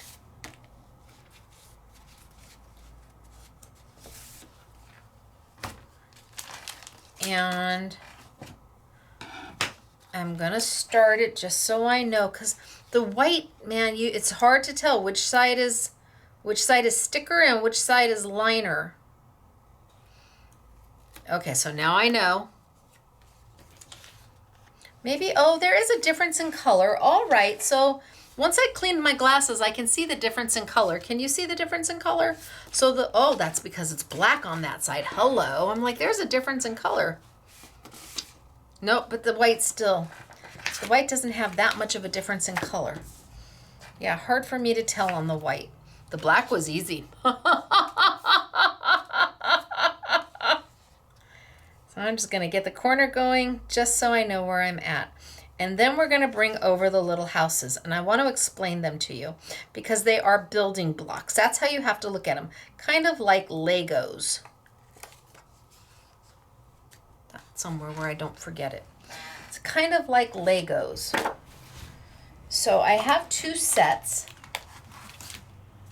and they're meant to work together. So each set has roofs, and they have doors, and they have middle areas, and trees, and all sorts of little icons that you can add to it. And here you've got roofs and windows and doors, and you can mix and match everything from these 2 sets to create the most darling little houses. They even have things that say bookshop and shoe heaven, and let's see, what is it? Ice cream and sweet gifts. They've got the little trees and the bicycles and all the little accoutrements that you would need to make an entire scene. And again, they work together. But with that comes also the pack of here that adds even more to it. They have got here's a standalone house. Another pack that you can then utilize to make the cutest little things. Love these sets. But how do they work? Well, let's grab my stamp block and let's grab my gush pad and let's stamp some. So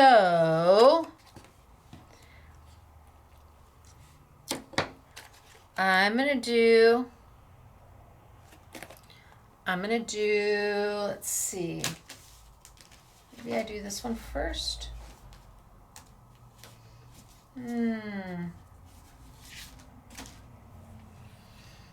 Okay, so I need to do a door first. So I'm gonna get one that has kind of a door. So I need this one here, which is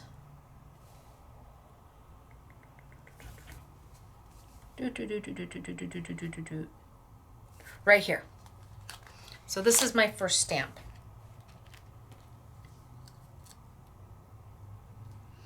And I'm going to ink it up.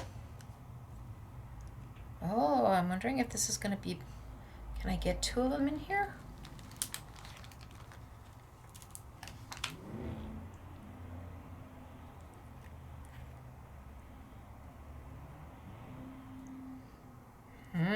By the hair of a chinny chin chin. All right, let's do 1. And then when we do a second one with 2, then I'm going to move to regular white paper. So I'm going to ink it up, and I've got my door.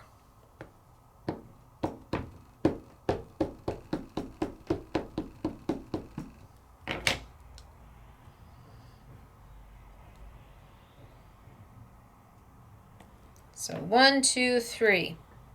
And my door is done.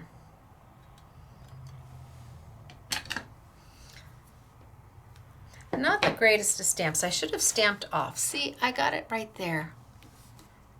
You think we can do it above?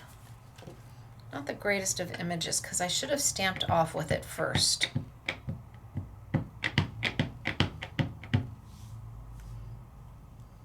What if we start it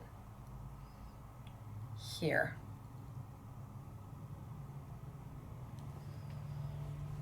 One, 2, 3. Let's see if that's any better. Better.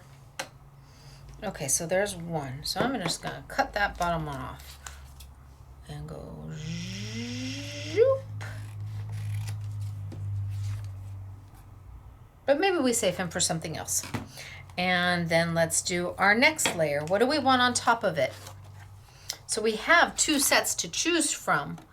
Oh, that one's awful cute. Oh, but that's got a, oh, that one's awful cute. Love those little windows. So I like the little windows.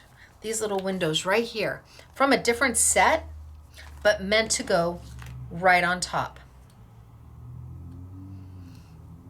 Now I'm going to bring over my, because I haven't stamped with this one yet. See how perfectly clear it is? 1, 2, 3.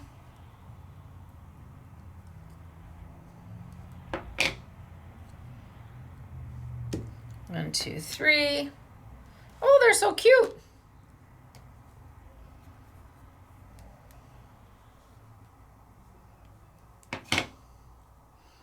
Now I'm going to put that right on top. 1, 2, 3. And look at him building my little house. He's so cute. Now I need a roof. I need a roof. I love this roof.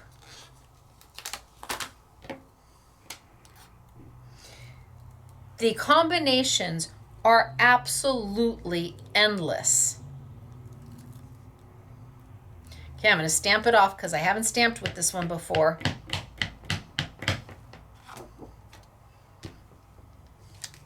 Yeah, see? Not so great. Good thing I did this before. I'd have been upset.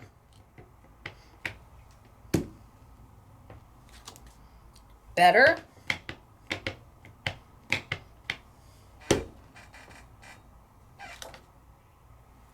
Better.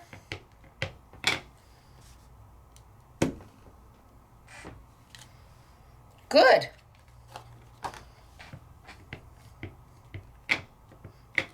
Line them right on up. So let me go on down. So far I've got my door, my windows, and wish me luck. Because I'm upside, oh, he's too tall. He's just too tall.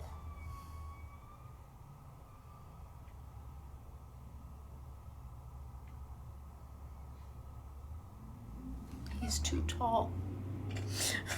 Can you hear the sadness in my voice? We'll have to pick a simpler roof.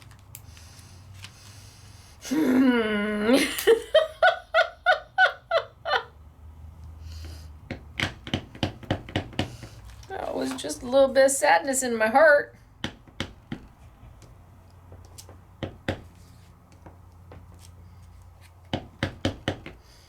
Okay. It's cute, just not as cute. I'm stamping upside down.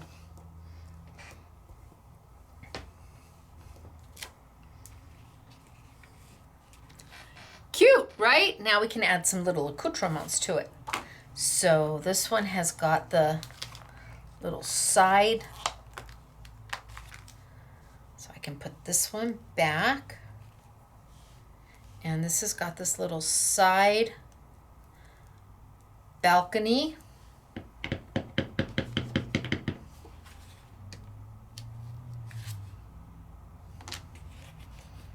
Okay, so for me to do it properly, I have to have it this way.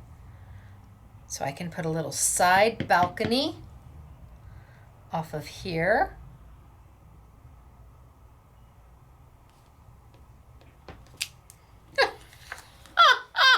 Look at how cute is that? I love it. Oh my gosh. These things are so darling. And then they've got like little antennas. Wait. What else do I have here that I can, they've got little, cute little like antennas. Oh, does it have a little chimney? Does this one have a little chimney? Oh, it does. It has a little chimney. And a little light. Okay, so let's do the little chimney. Here it is. Let's make sure it's not too tall. It is. Let's do the other one.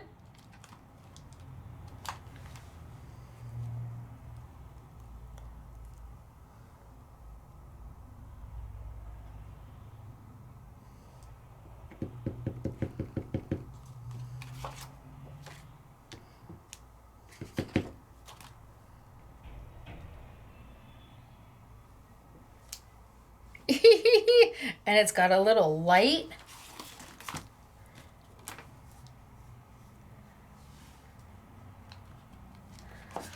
So it's got a little hangy light. Let's do the little hangy light.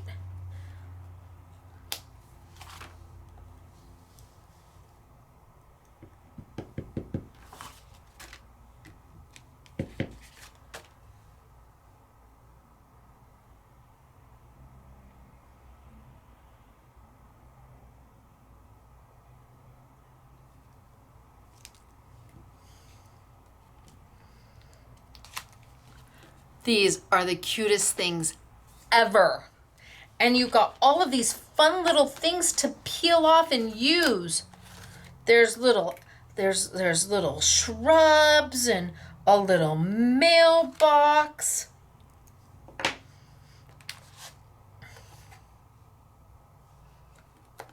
That one doesn't oh yeah, that one does belong there. What else do I want to use on this?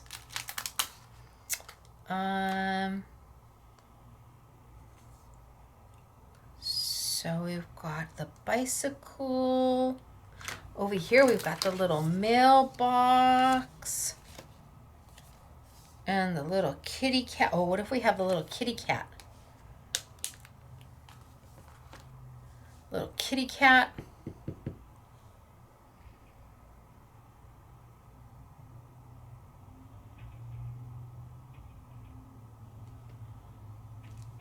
So now I've got the kitty cat sitting down. And a lamp post.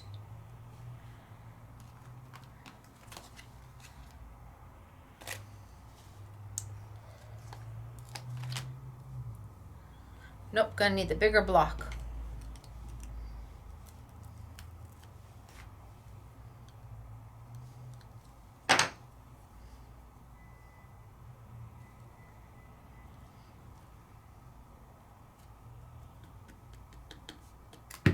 Yikes.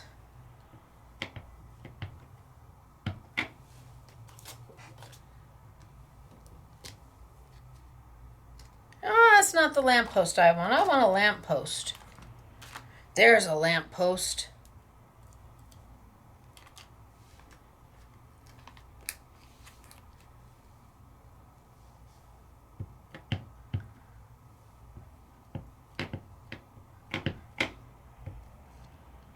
I'm going to go for it. We'll see what happens. I didn't stamp off.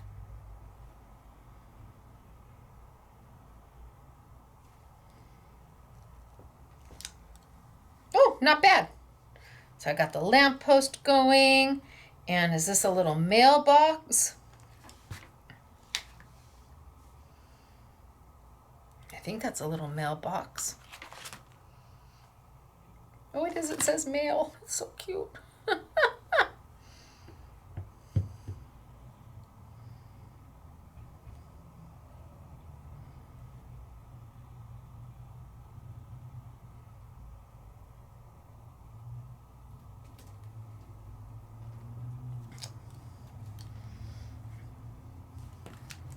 And then maybe we take some of the little shrubs.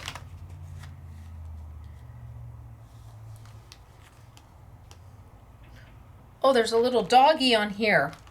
We can't have the kitty and not have the doggy, right?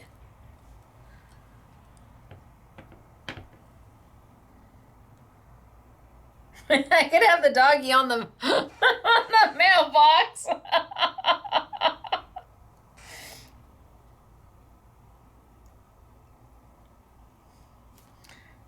Doggy this way.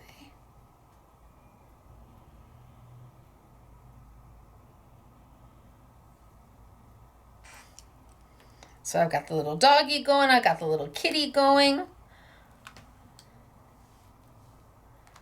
I got some cute clouds.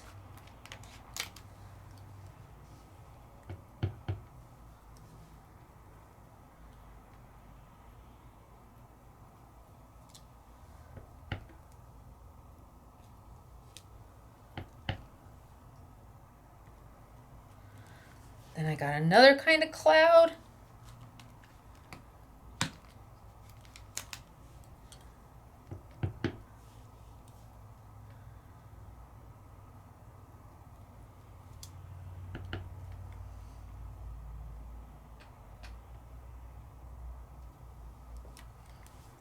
And then a couple birds. Okay, you get how this can continue going. Because I'm just building a scene.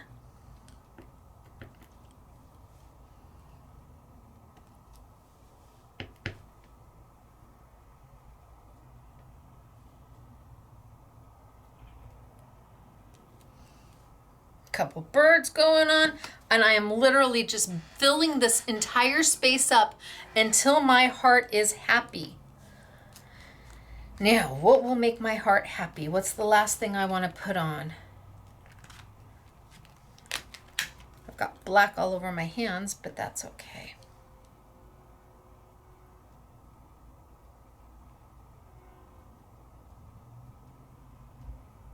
I think that might be too big.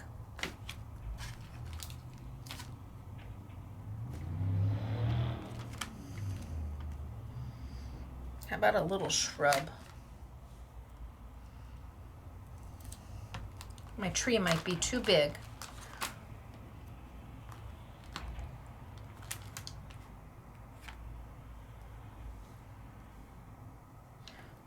Oh,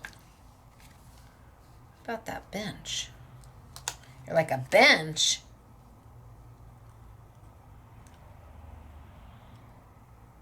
Nope, not enough room for my bench.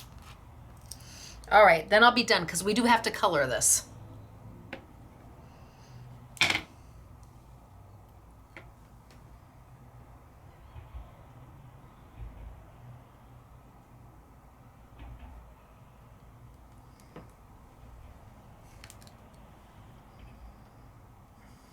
Okay, I got a whole scene going on here. And I had to do it all over again because my roof was just too big. Oh, it was so cute. Let's grab.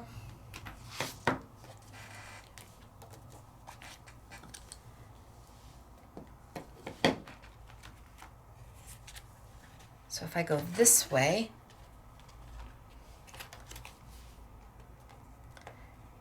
and I grab a door. Is that a door? Where'd my door go? Anybody see my door? See, there's my roof that I wanted. There's my door. Now there's two doors. So if I do this, no, I just need a bigger piece of paper. So just get a bigger piece of paper, Stacy.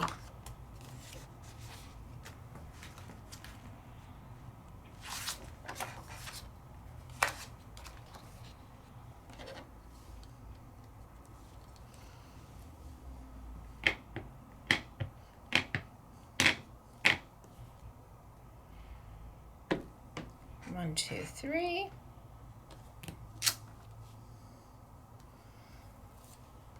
And then I can put this one on.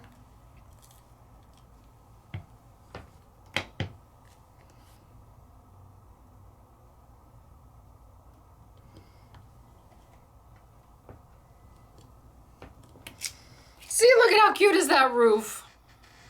That roof's so cute. And then I can do another, let's find the other door. I know there's another door here. Oh, here's this. I can do this one.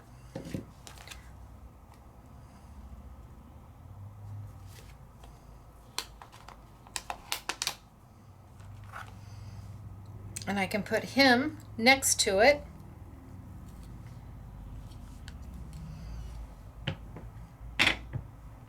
I'm going to stamp him off because he's kind of big.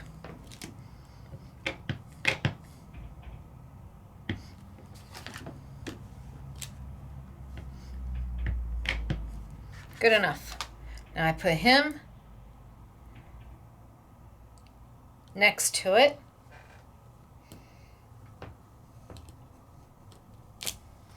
And then I grab that half roof here.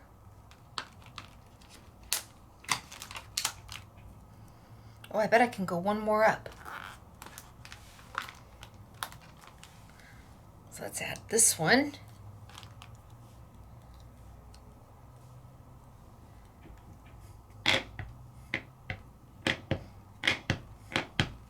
Let's see what this one looks like before I use it.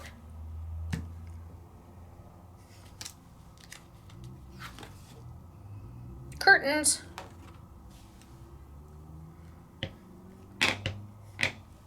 Put that right on top.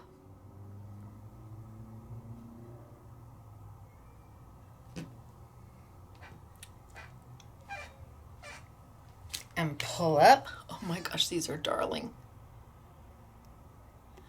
And then let's do that roof.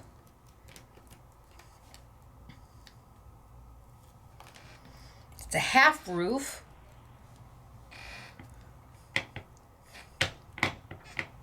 And he goes here.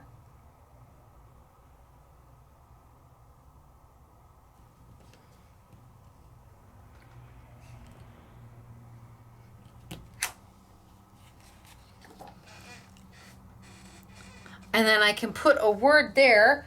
What shop do we want it to be? Ice cream? Sweets and gifts?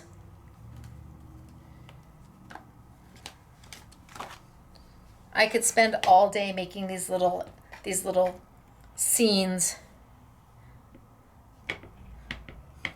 So I can put sweets and gifts.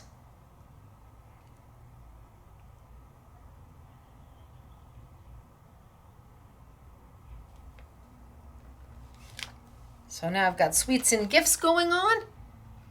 And I could just keep building and making my scene, just like I did here. And you just absolutely mix and match them. Oh my gosh, they're too much fun. They really are too much fun, but we have to color. So,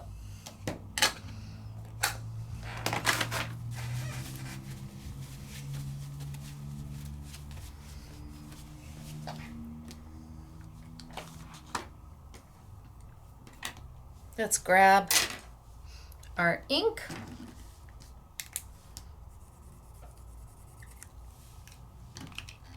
Spray a little water.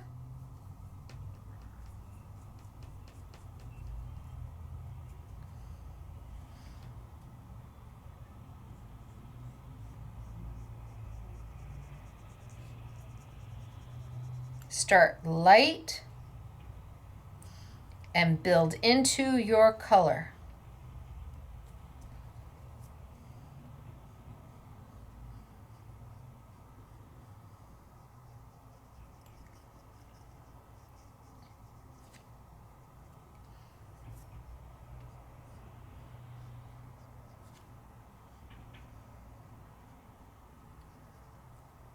Okay, so I got a little bit of a blue house going on down here. Add a little bit of shading.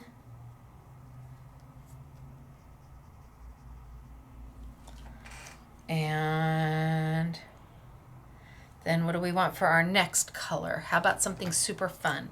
How about we go with pink?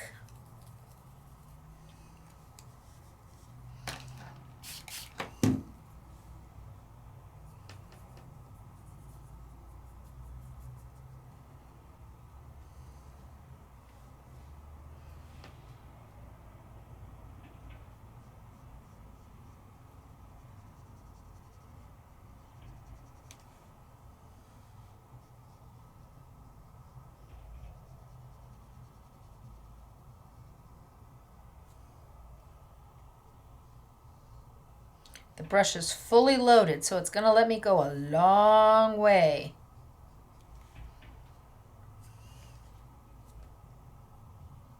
Ooh, lots of pink.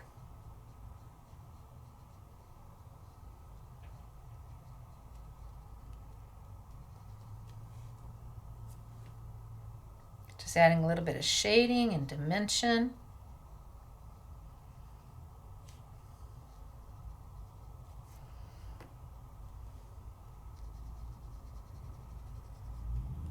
Look at how cute they are. Now what color do I want in between them? How about yellow? You're like, yellow? I'm like, yeah, why not?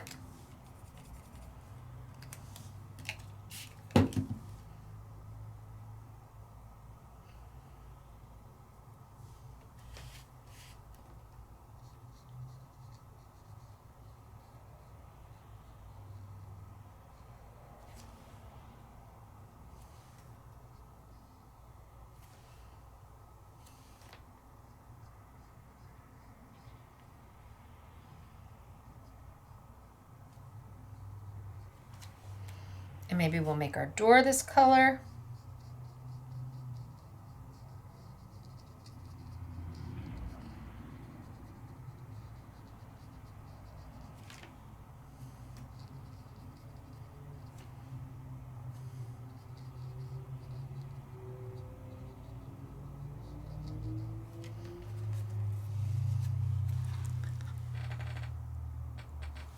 And then for the top, well, maybe we'll use a little bit of that pink. Ooh, little bit of that pink. And do around that diamond. Do you think I think that brush might be too big. Let's use our super small fusion brush to go in there. Better yet,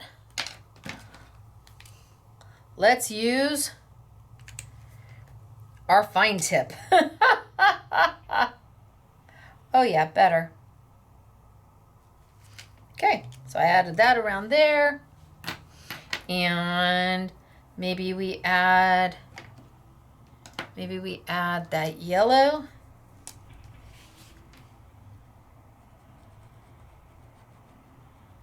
Here.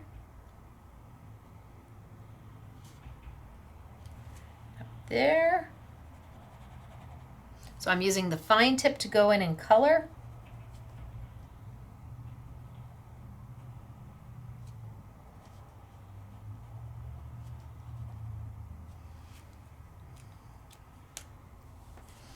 I can even use the fine tip to go in. Well, let's add a little bit of gray for my windows. Oh, that's a lot of water. Let's get some of this water off of here so that my gray has something to stick to. Okay, dry it up. Let's try a darker gray here. There we go.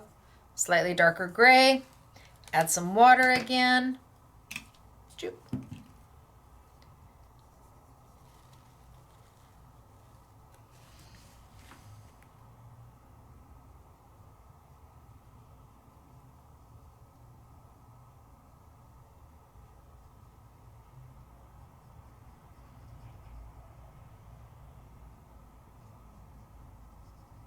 Just add some shadow to the windows. Maybe I make those have color up top.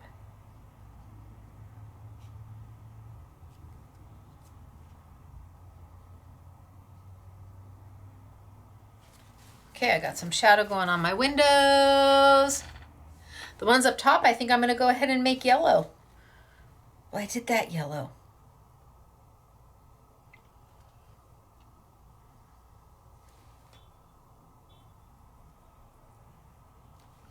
Like somebody's home.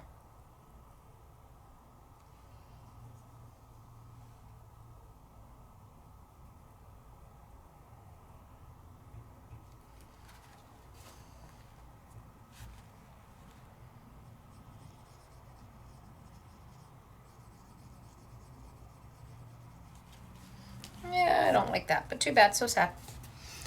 We're gonna just keep moving along. Not so crazy about the yellow with the gray, but you know what? It is what it is. Should have left it alone.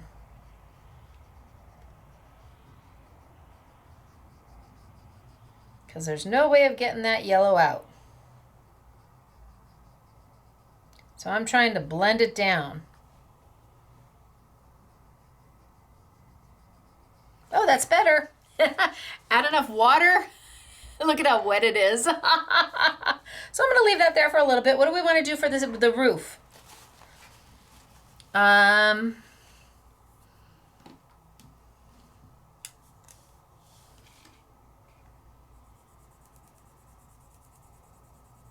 Green roof?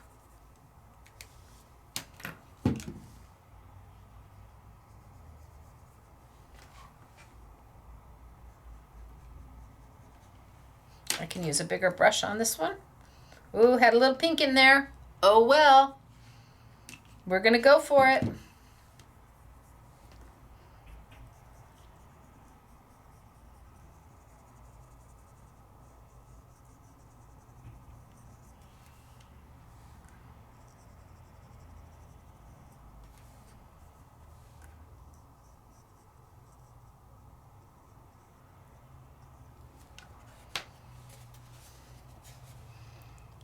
Isn't it turning out darling?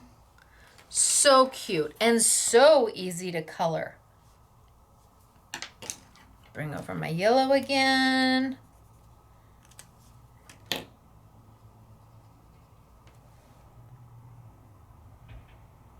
Got my little yellow light going on. Bring over my pink again, because I've got my little pink going on up here. Ooh. No, maybe we make that blue.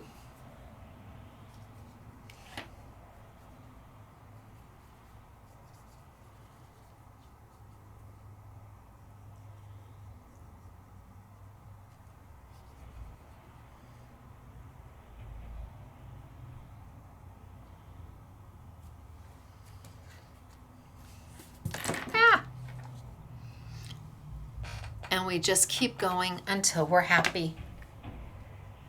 And you see, I'm not cleaning my brush. I'm just going in between. And my green. A little bit darker green.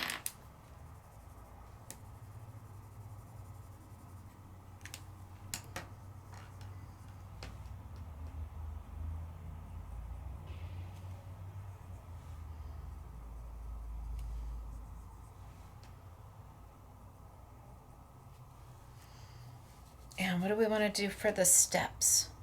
Should we do those in, a dark blue? So maybe get this as dark as I can. Almost no water. Yeah, it's got a little yellow and a little green going on.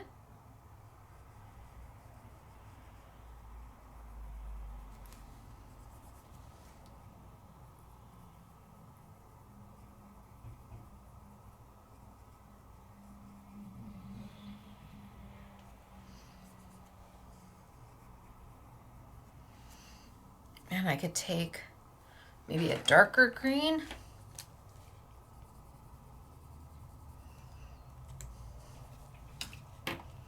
A little bit of water.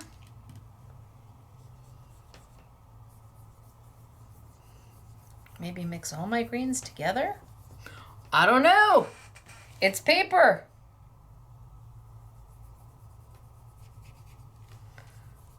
What's the worst that happens?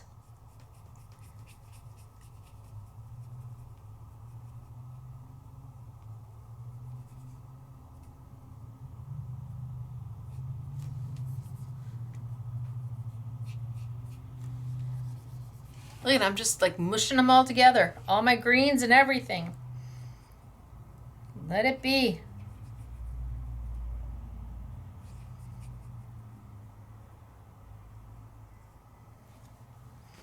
Cute.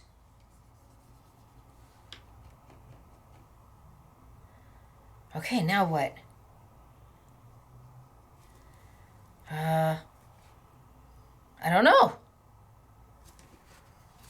Do I do a blue wash on the background? Do I make my clouds a little gray?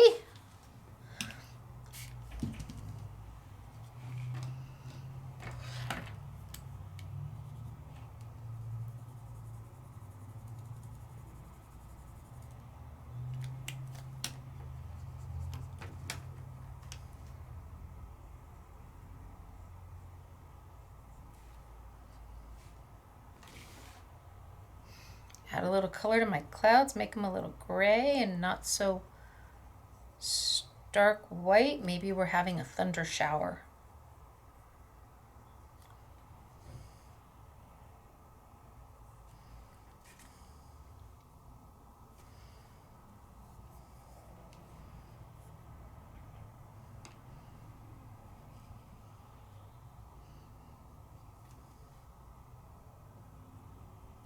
Color to my birds. And then maybe we wipe it off and do a blue wash. Did you see how quick it was to color that? And there was no skill at all. Now I could go back in and add some depth if I want to add some darker blue over here, like I've got the pink up there, but it's just cute. Blue. See, when your palette is dry, your color comes out really nice. You know your palette is too wet is it if you go to add color and it just looks dissolved. It means that your palette's got too much water on it, so there's no place for you to add some of the color.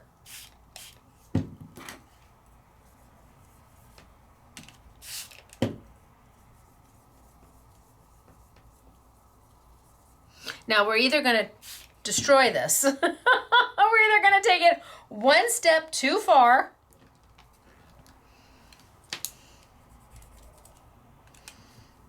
or it's going to be great. Should I add maybe a little gray into this?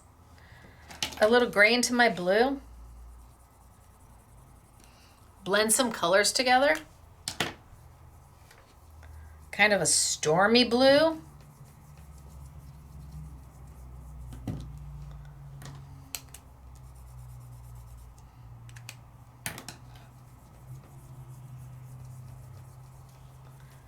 Let's see what color it is.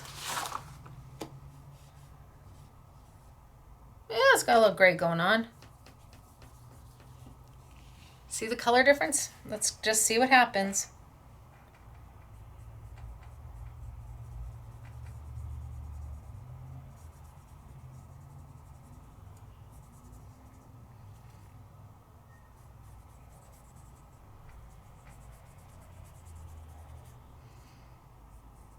I want that really watercolory look.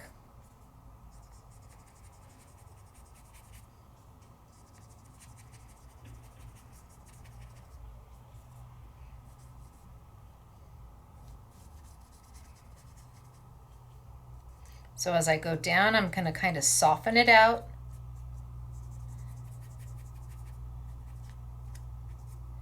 And not take my blue all the way down because I've got my green all the way down at the bottom. So I'm just stop my blue somewhere around here and just kind of soften it out. But I'm going to make it darker up top.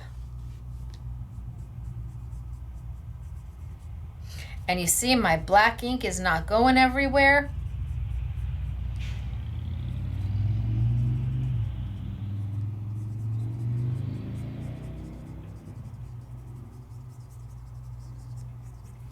And then the closer I get to the bottom, the less water I have.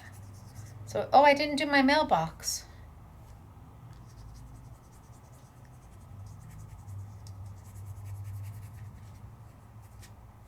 It just kind of blends on out. We need to do that mailbox. Oh no, not pink. Not pink. Oh, that's really pink. Mailbox color.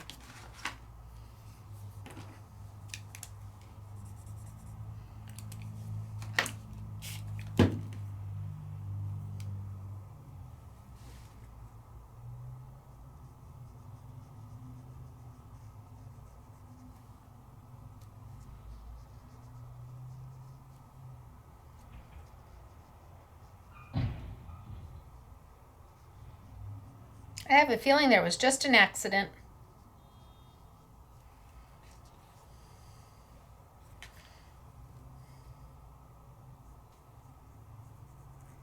Did you guys hear that big thump?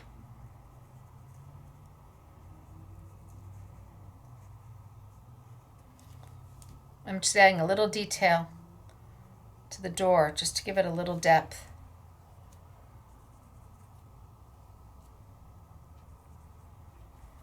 Okay.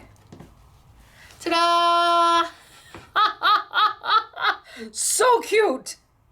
I love it. Makes my heart happy. It makes me want to come back and do this one, but I won't. But look at how fun it is, right? Now I need to give it a little time to dry before I peel it off. I can just clean this right on up. The woodware mat is like the best thing ever. It's an ink blending mat. If you already have it, you know that it's wonderful. I cut mine in half. It just is wonderful. I did, oh, this one's good to go. Okay, let's go.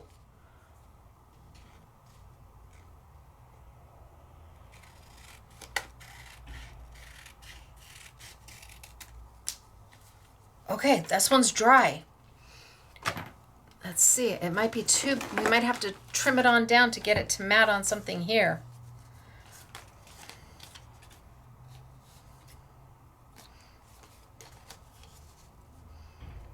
It'll fit, but it'll just fit.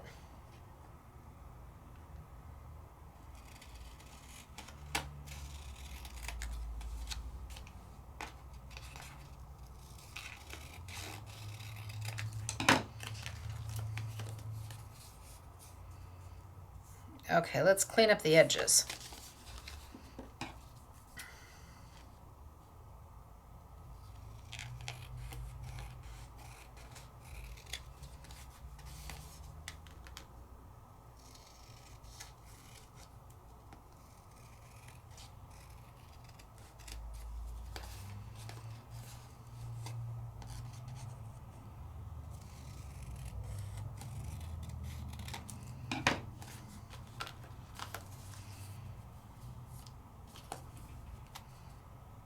I'm still way off.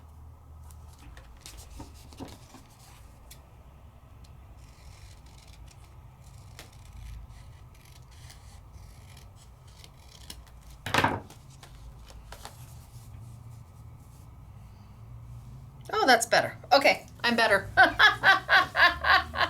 But what do we put it on? Ooh, maybe the green? Oh, that's very green.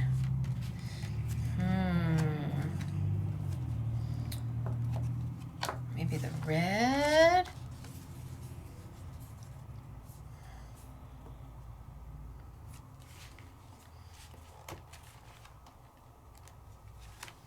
Ooh, that's a cool color.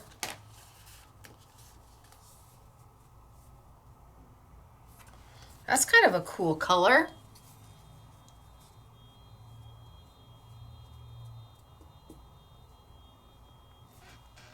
Or do we like the red?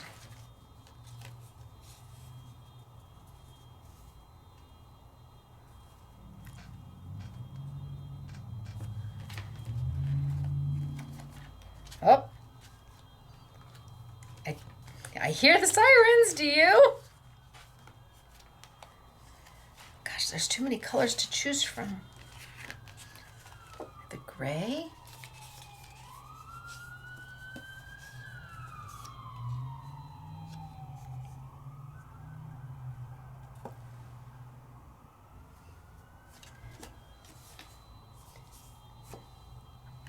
I don't know, there's too many decisions. Think long, think wrong. Yeah, we're gonna go with the red.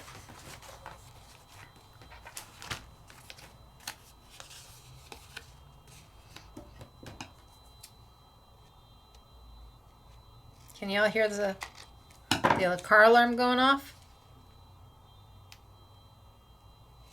Okay, peel it off. Now you may want to go ahead and like fold this back so you can figure out where it is you're going to want it.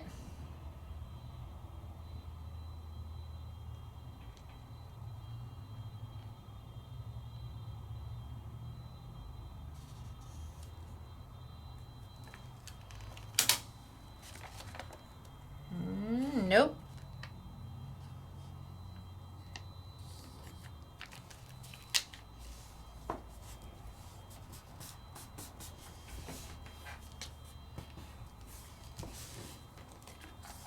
Yep, I didn't do a great job.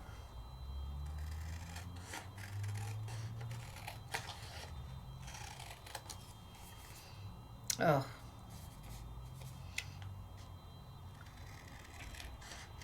Let's see if we can fix it a little bit.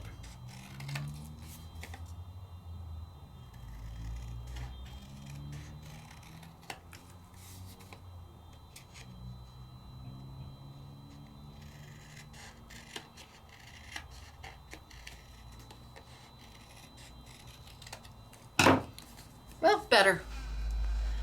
And now I've got that mirror going around, which I've cut almost all of it off, which is a shame.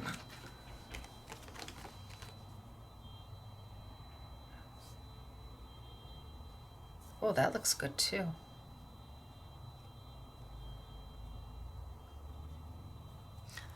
looks good too with that at the bottom and at the top. No, I'm not going to do it. I'm not. I don't know if this one is dry enough yet to put on, and I think it's probably too big for one of these.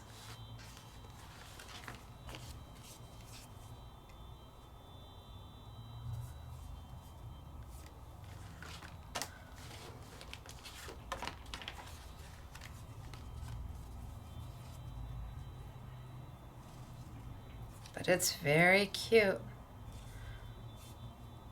Put it off to the side. Very cute.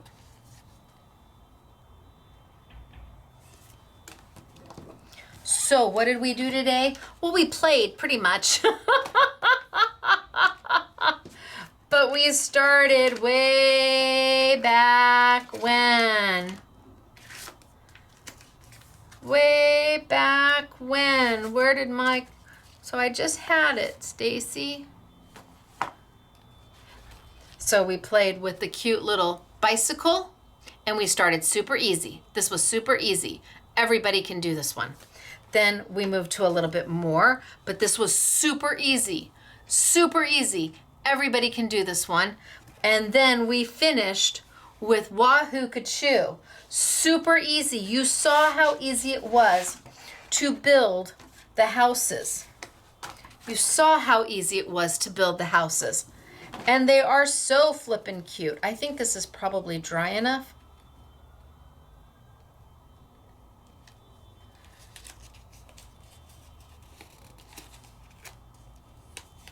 So again, you may want to just take and fold that down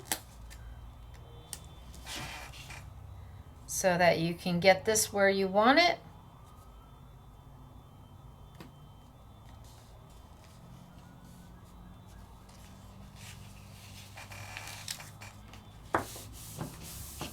See, and this time I left myself enough room that I can trim it out and even it all up. Last time I didn't leave myself enough room.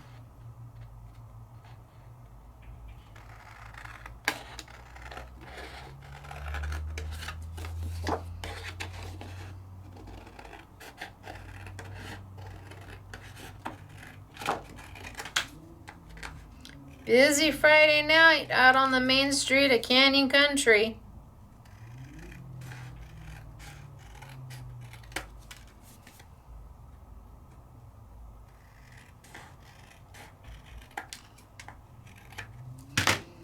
Look at how cute is that. And you can do all of them. Simple, easy, effective. Great brushes make the difference. Start with good product and you end up with good product. The brushes make the difference. Now, if you have Tombow markers or somebody else's markers, do you have to have these? No, the Marvies are very, very nice, but they're not necessary.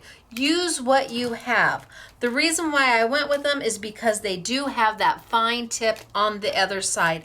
It has come in handy when I'm using my Better Press plates. It's come in handy, I mean, with things like this detailed, it just makes it a little bit easier if you're just trying to color something in. You just need to draw in that little detail. A bullet tip is going to be too fat to get it done. So the fabulous paint brushes make all the difference in the world, and they're called fusion brushes, and they're by Yasutomo. They come in this cute little bamboo, and there's a reason for the bamboo. It allows your brushes to air dry.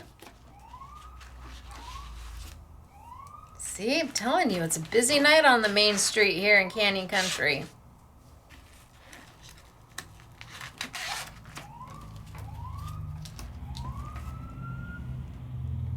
Roll them up.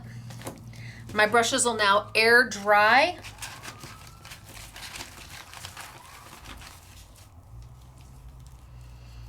And close it up. And you're done. No, we're not making sushi, although that sound, my husband would be very happy. So, easy to use. The blending mat.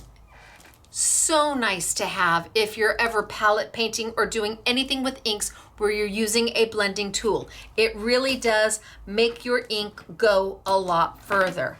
The Plume pens.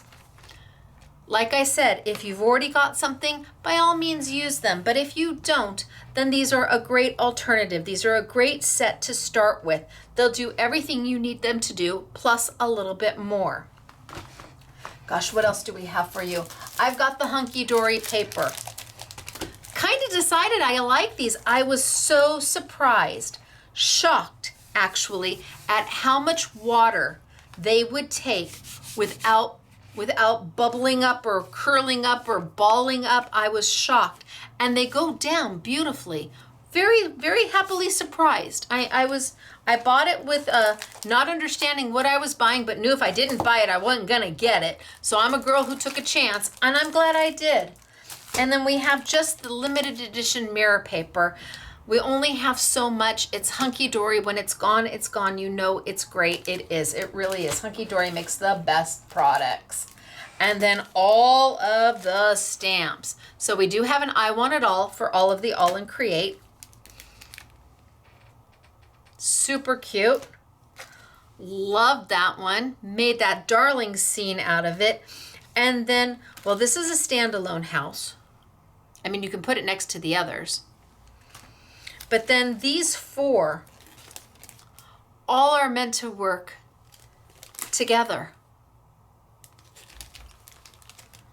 Well, this one's going to work with the car. It's going to work with the bike. It's going to, I mean, they really did design them so that you could interchange between them. These will work with the tree, the car. This one will work with the car. It's just really meant to give you an opportunity to make those darling little scenes out of a small piece of paper and create something that's just special and unique. And it changes every time you do it because you'll pick different stamps. Maybe you make this house once and then next time you make these houses. And then after these houses, you do something completely different. It's all about having the options in the stamp set. So these are from All in Create, and they did a fabulous job. And that is your I Want It All bundle. And now let's see samples. Ooh, the samples are amazing. Okay. Hello, that's a slimline. Is that amazing? Right? Wahoo Kachoo there. This one is by Debbie. Hello, Debbie. Well done, you. Holy smokes, artichokes. Fabulous. And then look at this. This one is by Janet. Okay, so a stencil on the background, and then just sporadically, look at placed on top of the little blocks. How cute is that? Yeah, these stamps are not the sentiments, but the little houses and the little branches. Look at how darling is this. And then we have the ice cream shop. Oh, and they put the lamp right off the little signpost. Yeah, there's a signpost. And we're not talking about the Twilight Zone. Look at that. Right there. And that little, oh, that's so cute. Love it. So we've got ice cream. So you've got a base and you've got a roof.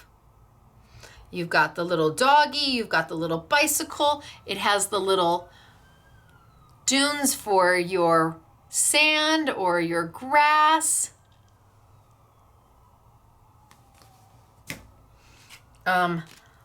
Amazing. So here you can see how the houses were built. I did one. I stamped for two. Could have added a third one there. And look at how cute. Then we have the car. Probably oxide inks for your blending. Your little tree, your little kitty cat, your signpost. I've got the train. Yes, the train is on one of the sets. Oh, the train is on the set of the houses. There it is. Here it is. And then you've got all the different trees going around it, just the parts of the tree. So stamped off. You've got your greenery, your shrubbery.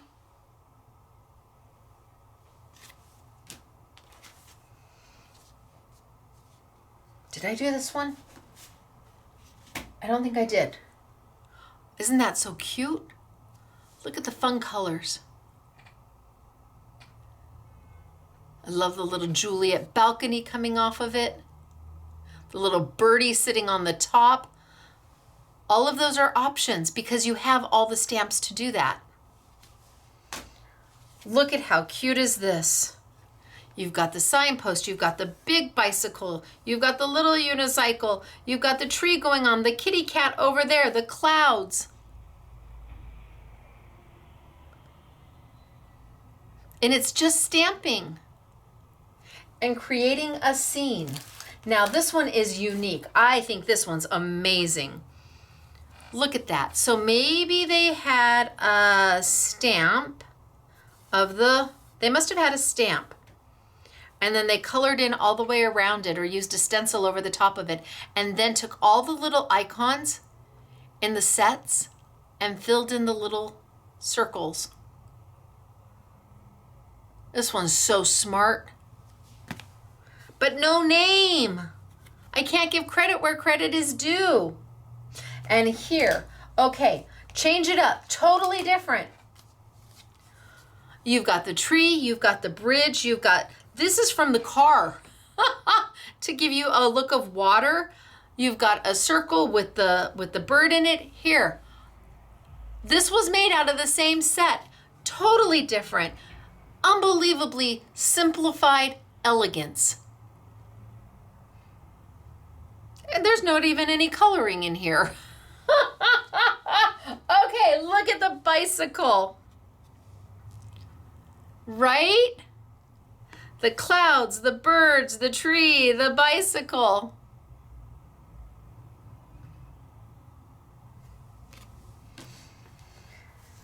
This is the stand-alone house. You've got the clothesline, you've got the tree, you've got the little mailbox.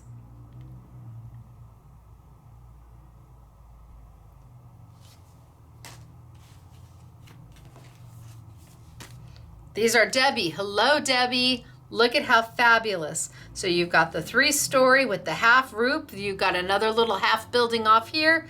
The shrubbery, the lamp post. The little TV antennas.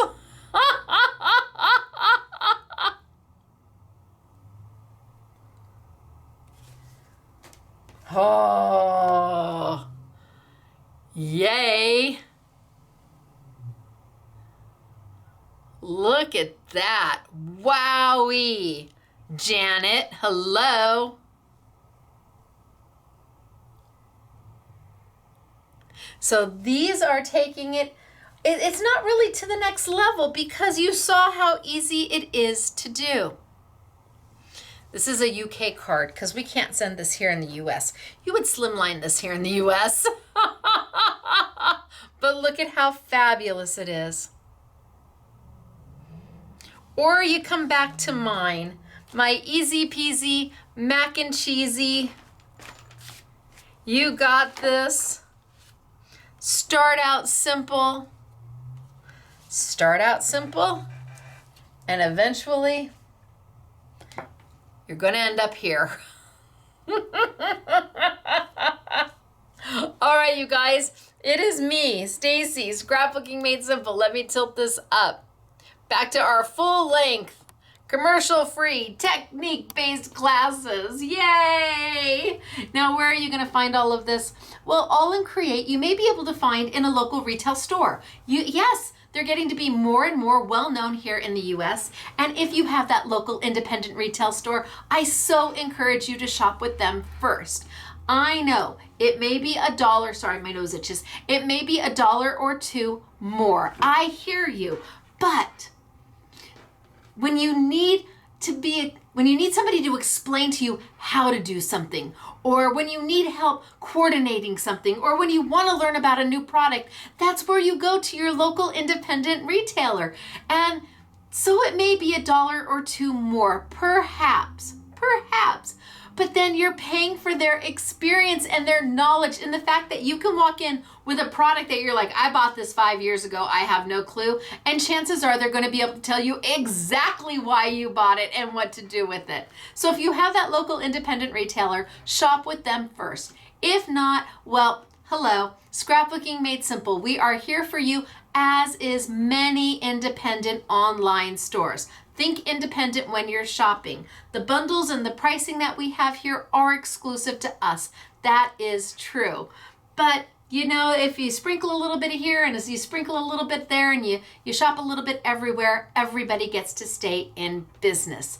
So I am so glad to be back with you today. It felt like a normal day for me today. I loved playing with the All and Create. I loved showing you the different options that you have and how just a single stamp set can make so much, and easy coloring. Do not be afraid to try. You can do this.